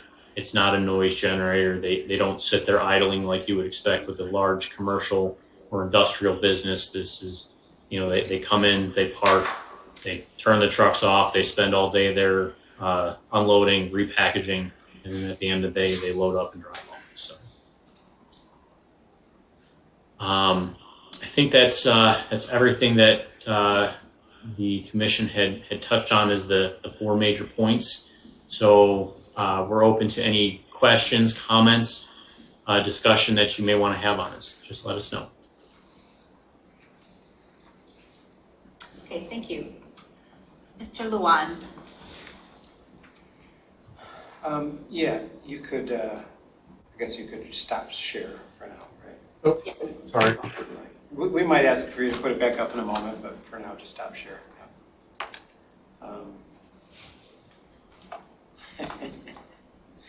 I'll try to get you off the screen because you're by yourself right now. There we go. Now, where's everybody else? That messed things up. Give me a minute here. There we go. Okay. I just want to remind everyone, where we're at in this review. Sometimes I think we might kind of forget what the review is that we're actually, what it is we're actually trying to accomplish here. So this is a conditional use review. This is not the site plan. In fact, the detail that we have received from the applicant in their site plan and the detail that we just heard from the applicant is certainly based on comments from the last time this was in front of the Planning Commission. And completely appropriate. But it's more detail than we normally get at this stage of the review. And the Planning Commission asked for it, the applicants provided for it, and that's great. Hopefully this has addressed some of the comments that have come up. But this is the first step in at least a two-step process. So conditional land use is the first step. After conditional land use, we will get into the full-blown site plan, where we're going to get into some of these other more detailed issues. So just to remind everyone, this particular lot is within the Jackson Road Overlay District. The Jackson Road Overlay, and I should say, back up, its zoning is C2 General Commercial. There is an overlay district that lays on top of the C2 General Commercial District. That overlay district allows other land uses to be allowed if the applicant submits a conditional use. So we call it a mixed use development. So it allows certain mixed use developments if the applicant proceeds with a conditional use, which requires a public hearing and some discretion on the part of the Planning Commission and ultimately the Township Board to make this decision. So tonight, technically, what we are deciding on is if this property should go forward as a mixed use development. And that is, should it go forward with a commercial outlot in the front that will be developed in a commercial retail manner in conformance with the C2 district? And should the rear of the parcel, rather than being developed as a commercial lot, would we allow this to be developed into an office industrial, well, in this case, a warehouse type facility, which would be permitted in the I-1 industrial district? So that's the decision that the Planning Commission will be forwarding on to the Township Board, is if this particular site should be allowed to go forward as a mixed-use development.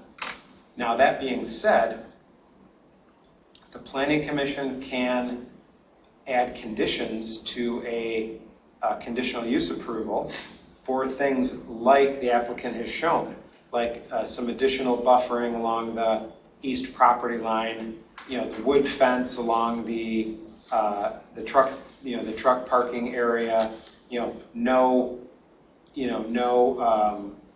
HVAC on the roof, and all of those things are appropriate conditions in a conditional land use because they have to do with the standards of conditional land use.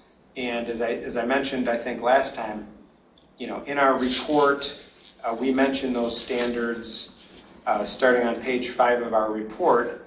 There are 6 of those standards, and each of those standards has something to do with the compatibility of this project on adjacent properties. So I know we were concerned with some natural features. The applicant tried to address some of those things. We were concerned about the possibility of residential being built to the east. So the applicant has tried to address some of those things. And the reason I mentioned those 2 things is because, like, the fence and the no HVAC on the roof and the increased buffering, all of those things, would be appropriate as conditions, or if you didn't make them conditions, if the planning commission is so inclined to move this forward, you could simply move it forward based on the plan submitted. If you're satisfied with how this looks, you don't have to mention all those things separately. You could just say, if you want to approve it, you would just say, we approve it based on the plan submitted for conditional land use. And then in addition to that, if there's a few other things that the planning commission wants to add as conditions, you can do that also. This is one of those cases where the planning commission doesn't need the permission of the developer to make additional conditions. If you think there are conditions that will help this project meet those 6 standards of conditional land use, and all of those standards generally have to do with the compatibility of this project to the township and adjacent properties. If you think there's additional conditions, you can place those conditions on this project with or without the applicant's agreement. And this is one of the few times that the planning commission and the township board can make those kinds of conditions, that you as long as they are made, to those standards, and you're not just asking for something off the wall, you can make those conditions. So we went through this. Our only condition is that, the planning commission should look through the conditional land use standards of, those 1 through 6. And as you can see from our comments, we believe that most of these concerns have been addressed by the applicant. We do, the project does have a significant amount of tree removal on site, and that would happen regardless of whether this is a conditional land use or a site plan. It could, if this project was completely developed as zoned as a commercial development, and if it was a site plan, the township doesn't have any discretion with the site plan. You have to, if they meet the minimum standards, you have to approve it. So I just wanted to let everyone know, this property is fully zoned commercial, has frontage on Jackson, is in the sewer service district. Whether it's commercial or industrial, there will be impacts to this site. So we take that kind of information into consideration when we look at these. So the only condition we have at this point is that the planning commission be satisfied that the project does in fact meet those 6 special land use conditions for special land use. So with that, I'll turn it back over to you, Chairperson Culberson. And Stacy, did you want to provide any part? Typically, OHM doesn't review conditional land use, but because of the detail, I think that's why it was done, correct? Yeah, we did review this one. So we recommended approval of the conditional use in our review letter dated August 10th. The comments that you see in our letter are provided for the applicant's use in preparing plans for the site plan review phase of the project, and they can be addressed in the next step and don't affect our overall recommendation. If you guys have any questions for us, though, we'd be happy to answer them. Thank you. All right, then we'll open it up to commissioners for questions and. Real quick, Doug, did you see Commissioner Moore got booted and needed to be let back in? Oh, thank you. Nope. Thank you. Oops. I'm so involved in my own words. I wasn't paying attention. I didn't look at the chat either. Okay. So she should be coming back shortly.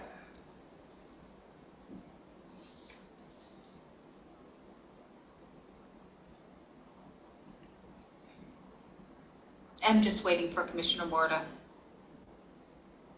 arrive. Yay! Welcome back. All right. Thank you, Mr. Klein.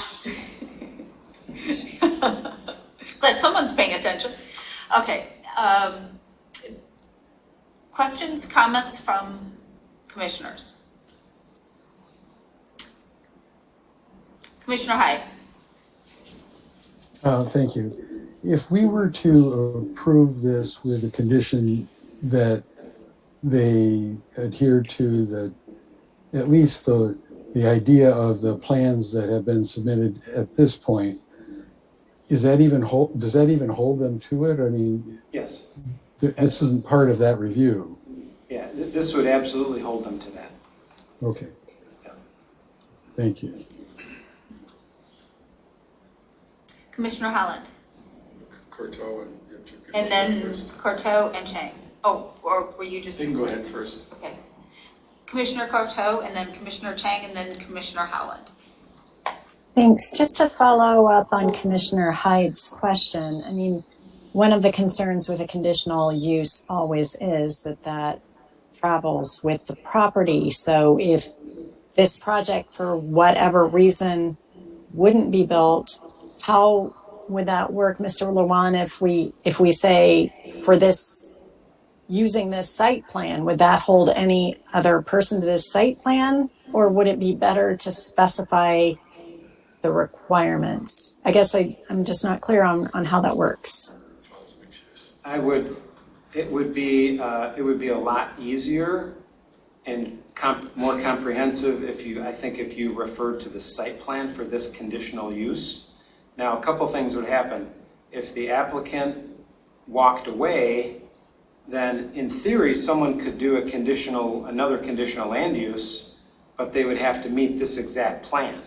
And if they didn't, they would have to either amend it or come back with something different. So yes, it does run with the land, but they would have to meet these exact site plan elements.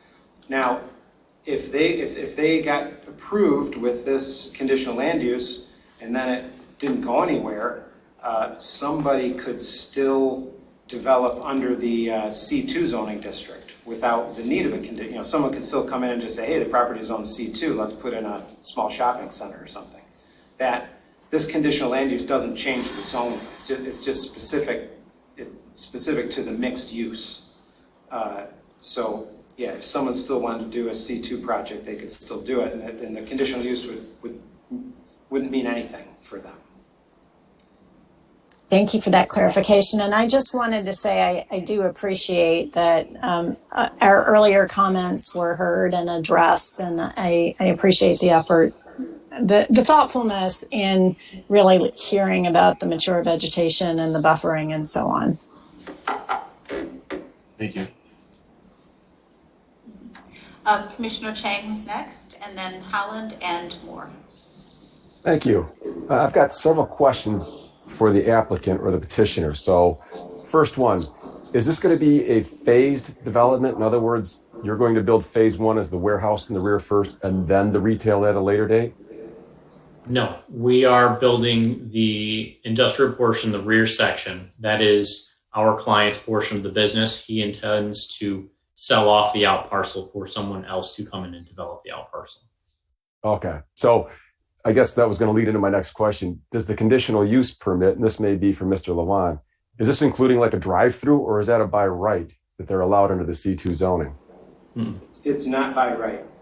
Okay. So is there a drive-through that's being requested as part of this conditional use? No, there is not. Okay. So what we've presented so far, and maybe this is a little confusion with the previous plan that was submitted, we had shown a concept layout that had reflected a drive-through in it.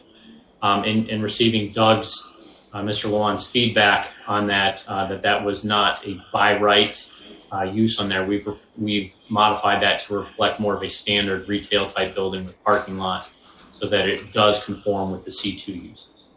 Okay. Because I'm wondering if there's a mechanism as part of the conditional use that you said that house has got broken windows, that if we could condition this, that when you build the warehouse, that front house or whatever that structure is going to come down as part of it. Yeah, so our intent is when we construct our property here, that house has to come down. We're going to do the demo on that because we need to relocate the driveway away from the current intersection over to the west side of the property. So we will do the demo, but our intent is to leave the majority of the out parcel area in its natural state. So we're not going to clear cut the site and grade it to a flat pad. we're going to leave it in its natural state minus the demolition there, and allow that to be addressed by any future applicant to develop that parcel there. The intent is also to maintain that property. We're not just going to let it overgrow, and so the owner of the property will be maintaining that, keeping it clean, keeping the grass cut, keeping the landscaping that we're proposing along Jackson Road. So it will be a nice out parcel lot. It will not be overgrown. That's not our intent at all.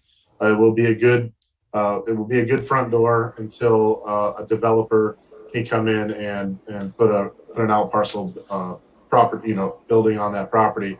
And to my knowledge, Ryan, you can speak to this. You've already had conversations with some people about partnering up and developing that out parcel lot, at least initial discussions. Correct. There's been several initial discussions with a couple of different individuals that, depending on when this project can move forward, have shown interest in order to develop that lot.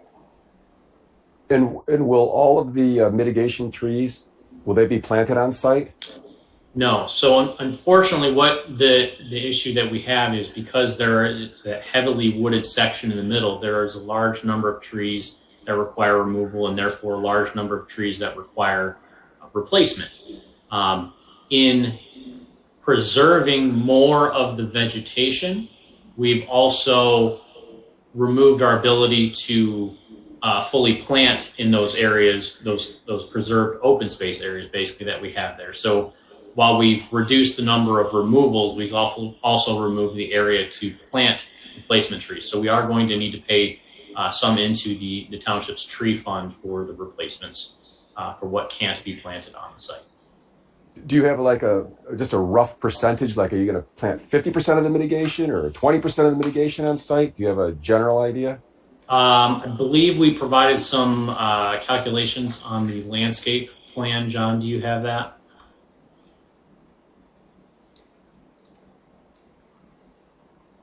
One second, my computer, of course. And while he's looking that up, I guess I had still a couple of other questions. It looked like you had 4 truck bays for the warehouse.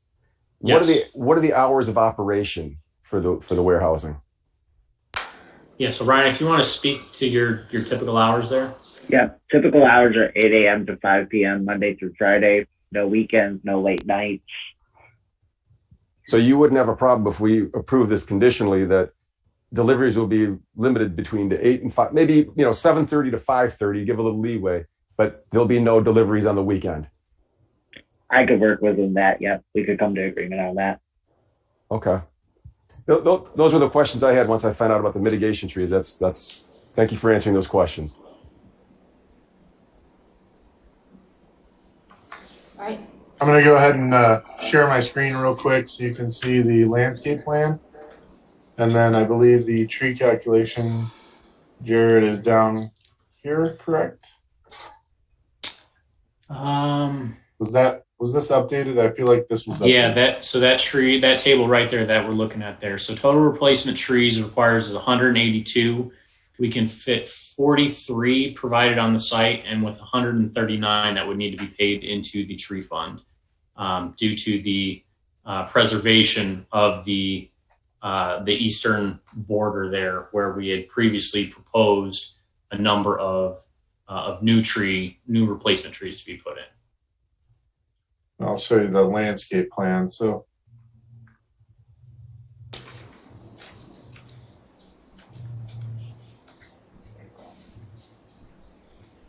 you can see up along in that 15-foot buffer on the north end, adjacent to the out parcel there, we're supplementing some of the existing trees in there, kind of filling in the gaps in that area.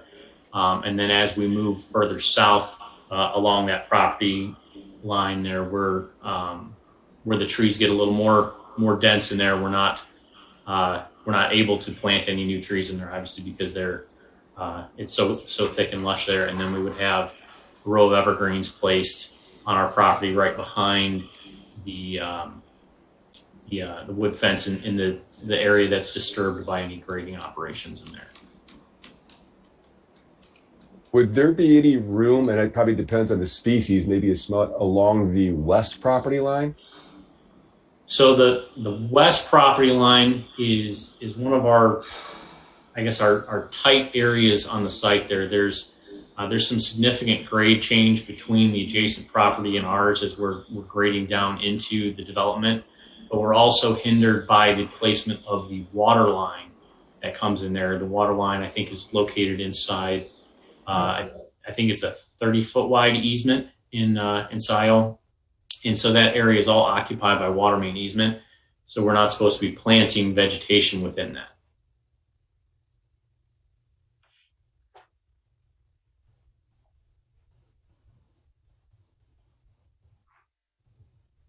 But we can certainly look to find other opportunities to increase that number, Chris.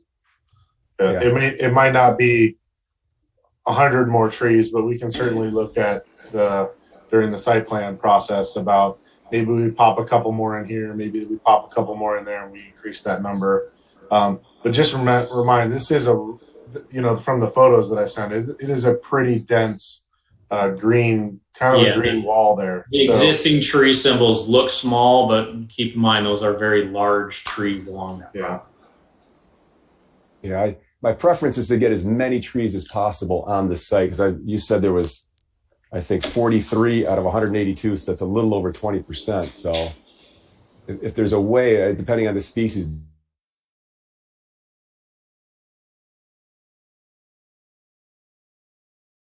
feet from the easement to the property line? No. The easement goes right up to the property line, so it's the first 30 feet from the property line coming in, which overlaps with the goes halfway down our entrance drive in there. Yeah. So you can see the entrance drive here, Chris. Yeah. And then we have that little swath of land there, which I agree would be ideal to plant some trees, but within that easement and the water line being there, kind of hinders us a little bit there. So. Yeah, if you could find places to plant more trees, I'd love it. But okay. We will definitely look into that for sure. It may be a site plan question, not the conditional use, but yeah. Well, hopefully you guys understand that we're trying to be as best neighbors as we possibly can, and we're really willing to work with you guys. So if you say you want some more trees, we'll try to find some spots to put some more trees. Was that it, Commissioner Chang? Yeah. I will stop sharing. Commissioner Holland, then Commissioner Moore. So I had some questions for the petitioner. What's the tree heights on the east? What's the height of those trees?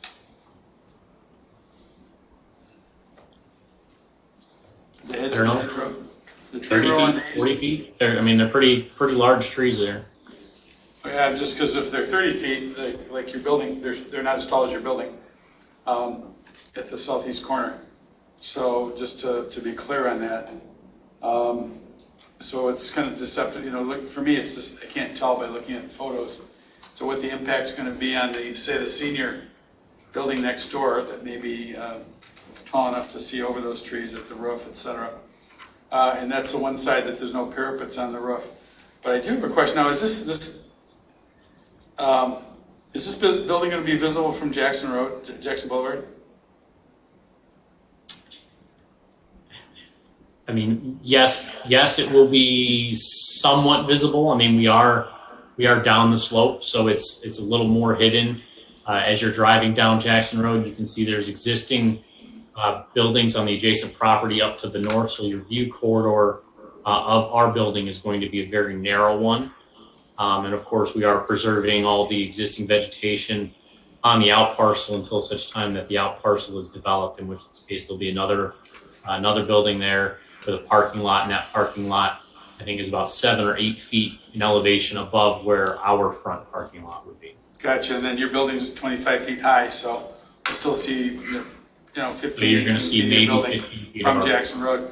So I guess the reason I'm asking these questions is, Doug, I'm not sure on my.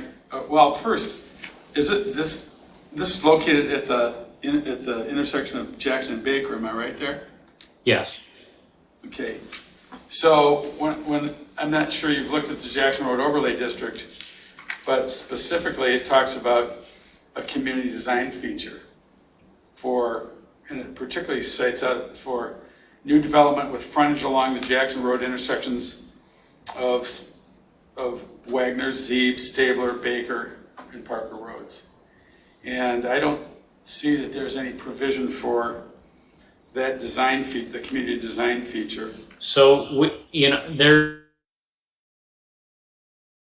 very limited frontage on the property there, and with the adjacent PUD going in, they had a very nice community feature patio landscape area up front there. And so because we have such a limited frontage there, what we did is we mirrored their landscaping and carried that on through the frontage of ours to tie that all in together to bring one focal point at the actual intersection of Jackson and Baker there, versus having to try and create an alternative one, 100 feet away from where you're doing this much larger one, which would just, make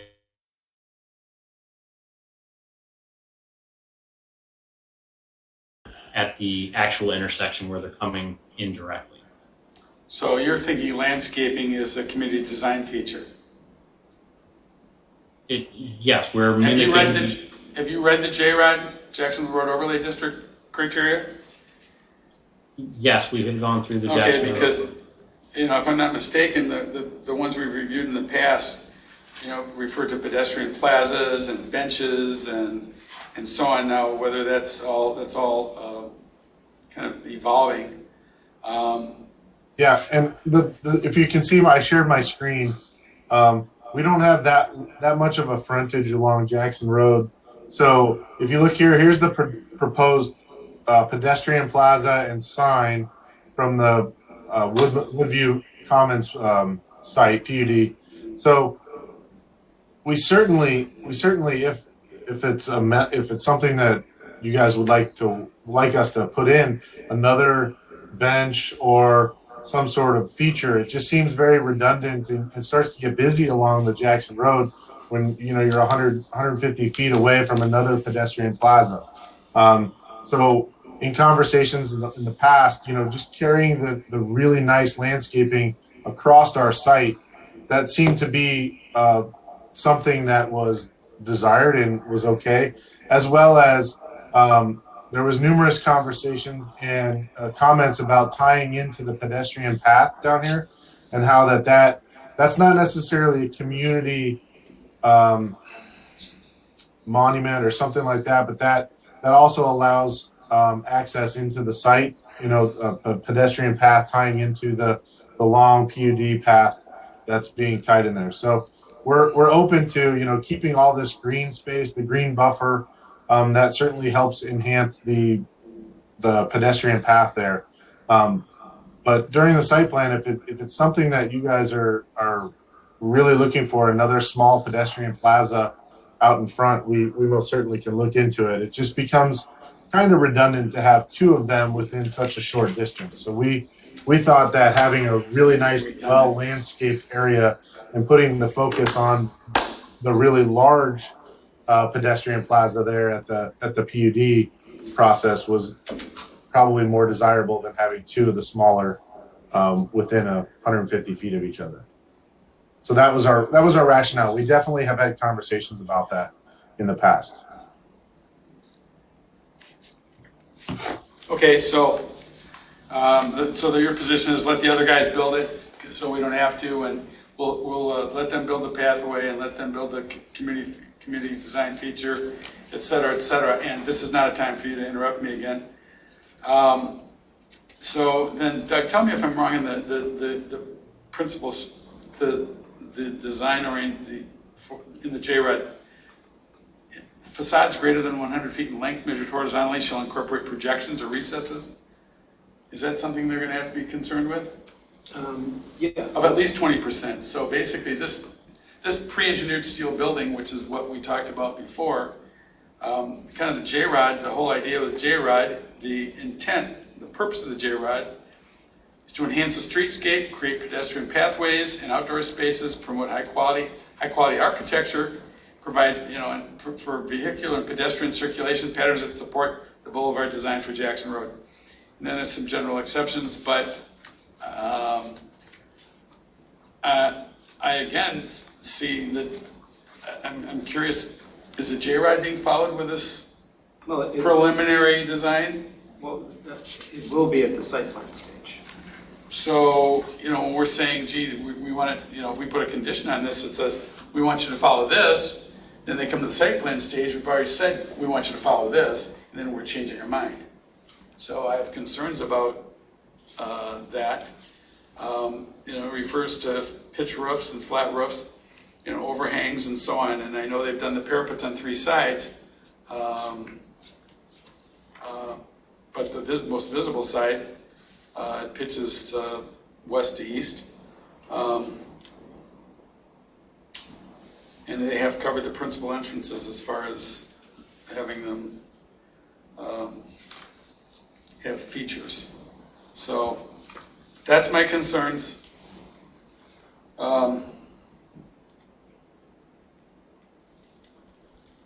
More than just trees, it's more about the design and what the Jackson Road Overlay District was codified to prevent, I think, pre-engineered steel buildings. That's all I got today. All right, a question, Commissioner Holland. Now, are you concerned about the other 3 sides? They've parapeted 3, as far as I can tell, they put parapets on the north, the south, and the west. But yeah. I'm sorry? I guess the question about the material content and the length of. Well, on the north side, basically, reading the J-Rod,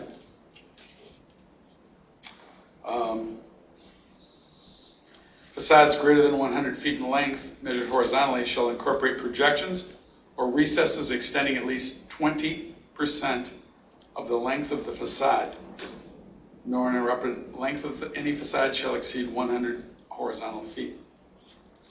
So, it's just changing the materials, for instance, a projection. That was a question that I had.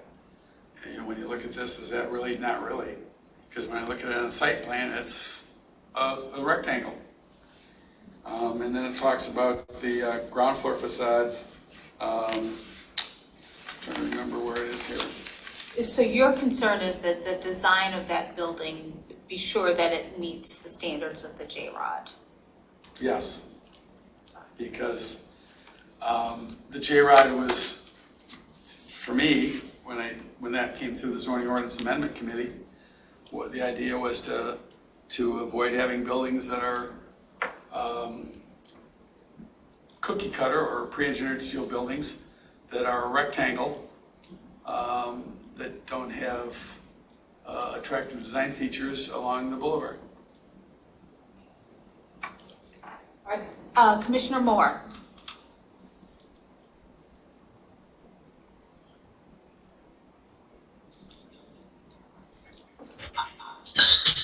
I just wanted to thank the applicant and working with us. I know they said at several meetings that they wanted to work with us, and I think they have addressed it, many of our comments and stuff. And so I just wanted to make a point of making that clear to them. I appreciate their work on the project. Thank you. Thank you. All right. Any other commissioners who haven't spoken yet? Okay. I have a couple questions. One is my understanding, and this affects, I think, the HVAC location and possibly some trees, and that is, I believe you need to have an unobstructed path to a public way from an exit, and on the east side, I believe that's an exit. And I guess my concern is there isn't a sidewalk leading to a public way, and that might conflict with the HVAC location, which then again may cause some more trees to be removed. Have you thought about that? we have, and we will make sure that meets the letter of the code. We have a sidewalk from the office, and we'll work on getting a sidewalk in from the east side, going either south or up and around those mechanical units. Because, I think there's a way that you can do it, but maybe the mechanical units have to be relocated so that the sidewalk can come through and whatever. Yeah. Okay. And I also, would you be okay with a condition that there would be no idling at the truck docks? And that would have to be signage, but that would be a condition of the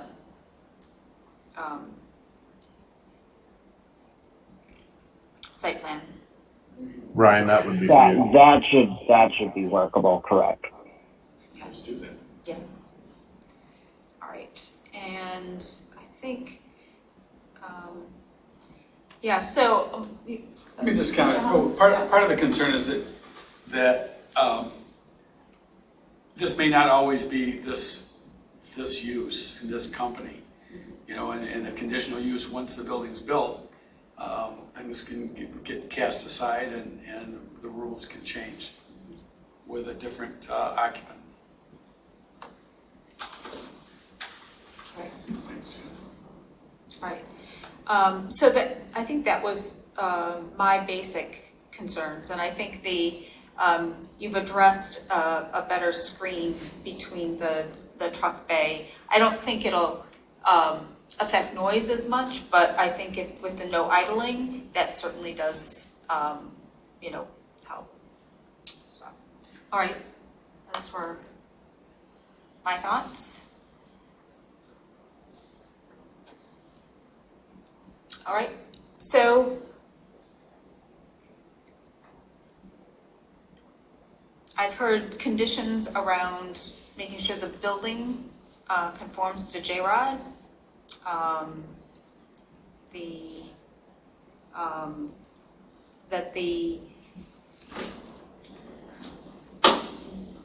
That the house is removed and the landscaping and the outlot be maintained, I guess, because the site plan shows the landscaping.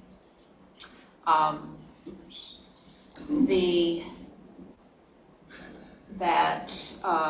had some restrictions on deliveries, and I would hope that condition be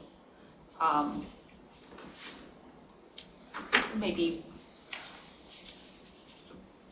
knowing that there might be a different business here sometime that might need to be expanded, not just Monday through Friday from 7:30 to 5 or something, that it might be more in line with our proposed noise ordinance.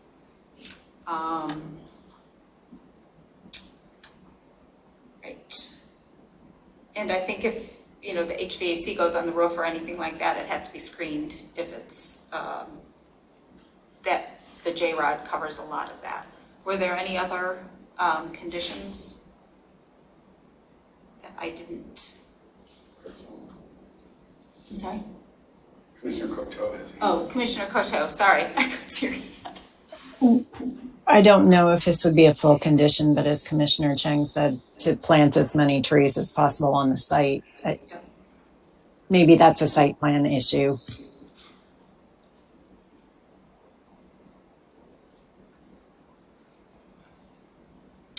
Commissioner Hyde? Thank you. If we put the condition on approval that they had to meet the elements of this submitted design, would that also include the outlot? I mean, does that lock in a future builder on this layout? No, I think that's just being shown as an example of what could happen there. Now, one of the things you could do is require that 30-foot buffer on the east side be maintained. Thank you.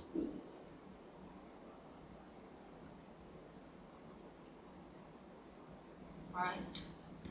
So does someone want to take a stab at a motion?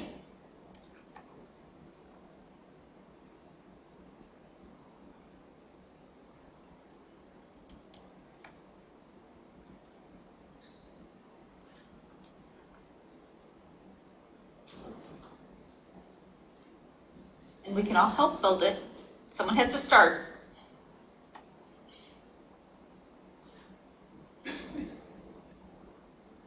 Commissioner Chang. All right, I may need to fill in some gaps here, but let's give it a go. Yep. Okay. Based on the information received from the applicant and reflected in minutes of this meeting, the Planning Commission finds the site plan and related information received by the township for conditional land use number 21007 EWF Solutions mixed use development meets the required standards and findings for conditional land use and recommends approval. Specifically, it is found that the following required standards and findings found in section 36-224 of the zoning ordinance have been demonstrated by the applicant. A, will be harmonious and in accordance with the objectives and regulations of this ordinance. B, will be compatible with the natural environment and existing and future land uses in the vicinity. C, that the proposed use will be served adequately by essential public facilities and services such as highways, streets, police and fire protection, drainage ways, refuse disposal, or that the persons or agencies responsible for the establishment of the proposed use shall be able to provide adequately any such service. D, that the proposed use will not be detrimental, hazardous, or disturbing to the existing or future neighboring uses, persons, property, or the public welfare. E, that the proposed use will not create additional requirements at public cost for public facilities and services that will be detrimental to the economic welfare of the community. And F, will be compatible with the township's adopted general development plan. Further, the Planning Commission recommends the following conditions be placed on the subject conditional land use. I have listed here that the existing house or structure will be demolished, that there will be no idling at the truck docks, that it will conform to J-Rod. Any HVAC, whether it's on the ground or on the roof, will be screened, and that the hours of operation will be from 7:30 to 5:30 on Monday through Friday only. Any other conditions that we wanted to add? And add a 30-foot buffer on the outlot.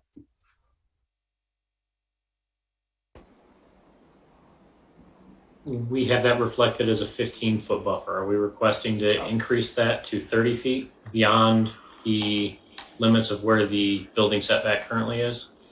I thought it was 30, so. Yeah, Per I the plan is did. 15. Yep. I can share my screen if you guys would like to see the landscape plan. No, I misspoke to 30, it's 15. Thank you. And I just repeated it. I'm sorry. And I would like to add that it's, that the existing structure to be removed and the outlet maintained.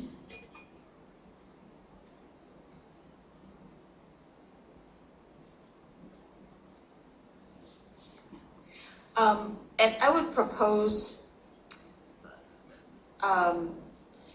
more of a 7:30 to like 7:30, or I'm just trying to, give a little broader, Commissioner Holland, you A little leeway to the truckers. Yeah, leeway. Yeah, Yes. appreciated. I was thinking that too, but typically they break the rules anyway. So I thought, if they're still gonna, if they have a load, they gotta get off at 6:30. If it says 5:30, they're still gonna get it off. But in Saturdays, other than that, maybe if it's a residential neighborhood next door, they may want to have some peace and quiet on the weekends. So but other than that, I don't see a problem with deliveries on Saturday. But yeah, I think the truckers should get a little more latitude than, so maybe 7 to 6. What do the other commissioners think?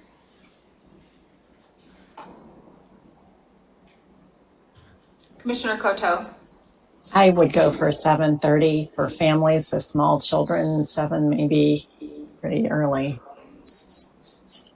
But Commissioner Holland, I did want to ask, when you're talking about the J-Rod standards, that clause we added, are we considering that to incorporate the community design as well? So simply saying J-Rod characteristics, or do we also need to specify incorporating community design? It's in the JROD standards. Okay. Whether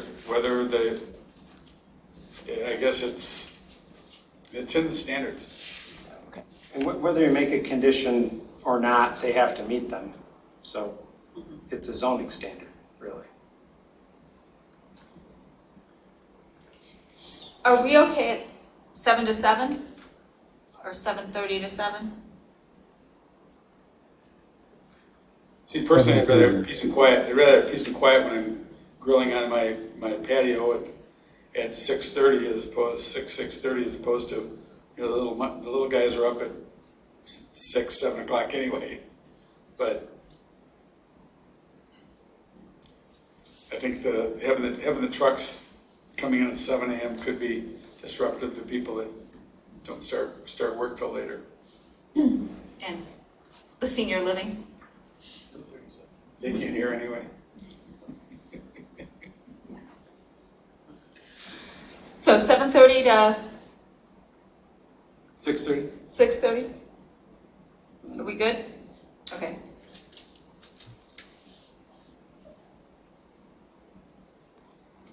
All right. So we have a motion by Commissioner Chang. Is there support? Support.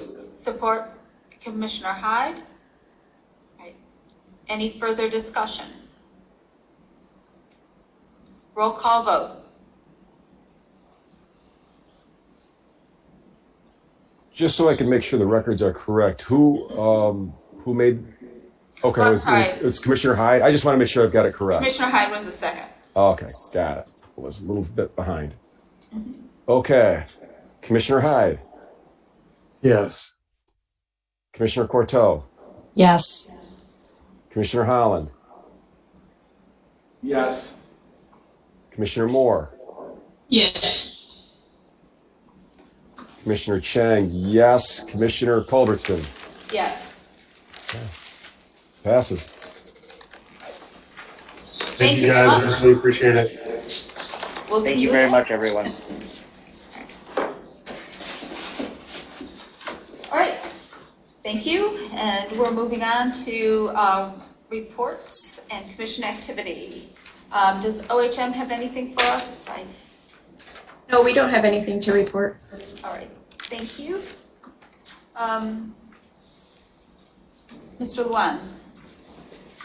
It's nothing.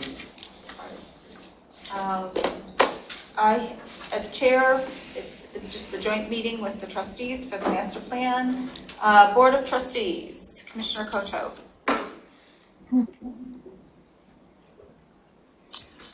Thanks. So the Board of Trustees has received additional resident comments, both at meetings and by email, expressing opposition to including the Honey Creek portion of the pathway in the master plan. I've tried to send along comments that I received by email to the Planning Commission and to CWA. And I can try to do a tally if needed of the additional ones that were provided verbally, but since that comment has already been addressed, I think it's been heard. The BOT is considering an additional staff person who would work on project management, and one component of that position would be to support the work of the Sustainability Commission, as well as some aspects of planning. So if there are interests in that position, please let me know. I mean, in terms of what work is people feel needs to be done. And then finally, and this is jointly BOT and LPC, the BOT approved a conservation easement on the Wren's Family Trust property, a 110-acre farm on the west side of Wagner and south of Liberty, just adjacent to the proposed Crossroads development. That property scored highly for both state and federal grant programs, emphasizing the need to preserve prime agricultural soils in close proximity to population centers. And that is, and then LPC continues to work on other properties as well. Thank you. ZBA has not met. DDA? We have not met.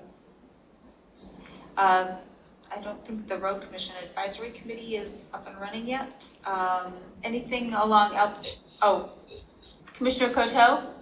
I'm sorry, that was the other item I meant to mention, that tomorrow the BOT will be considering reviving the Local Road Advisory Committee, which is not directly that liaison with the Washtenaw County Road Commission that our position is, but it would incorporate that within its work, is to have greater interaction with the Road Commission. So that's on the agenda for tomorrow. And commissioners will be appointed in the next meeting or two. And so we're hoping to get that effort moving along. Thank you. Okay. Anything on LPC? Commissioner Coteau? Sorry, I included that in my earlier with the Wren's Family Trust property and that farmland preservation. Great, thank you. Commissioner Moore had a question. Okay, and then Commissioner Moore, you had a question about the scheduling the meeting of the ZOA. Right. So right now, am I the only one on that? I see Commissioner Chen is mentioned there. Right. Are we the only two on that? No, and Commissioner Holland. Okay. And I know we've been keeping a list of things to consider. I just kind of wanted to know when or should we be meeting, or what are our next steps? It's your call, buddy. I think it has to do with the capacity of Carlisle Workman at this time.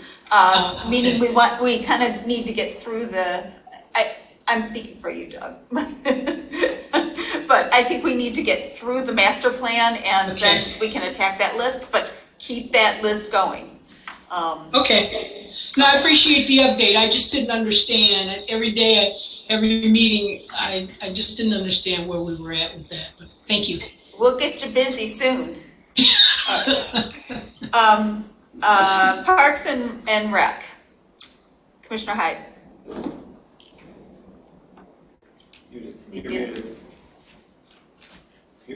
You're muted. So we say that softly. Yeah, I was holding down my space button, but I was on the wrong window. So thank you. The Parks and Rec Board has not met since our last meeting, but we're continuing to work with the approved engineering firm that the Board of Trustees approved. And we've also walked one of the properties, so we're continuing to be involved, but just haven't met yet. TAP, Commissioner Chang.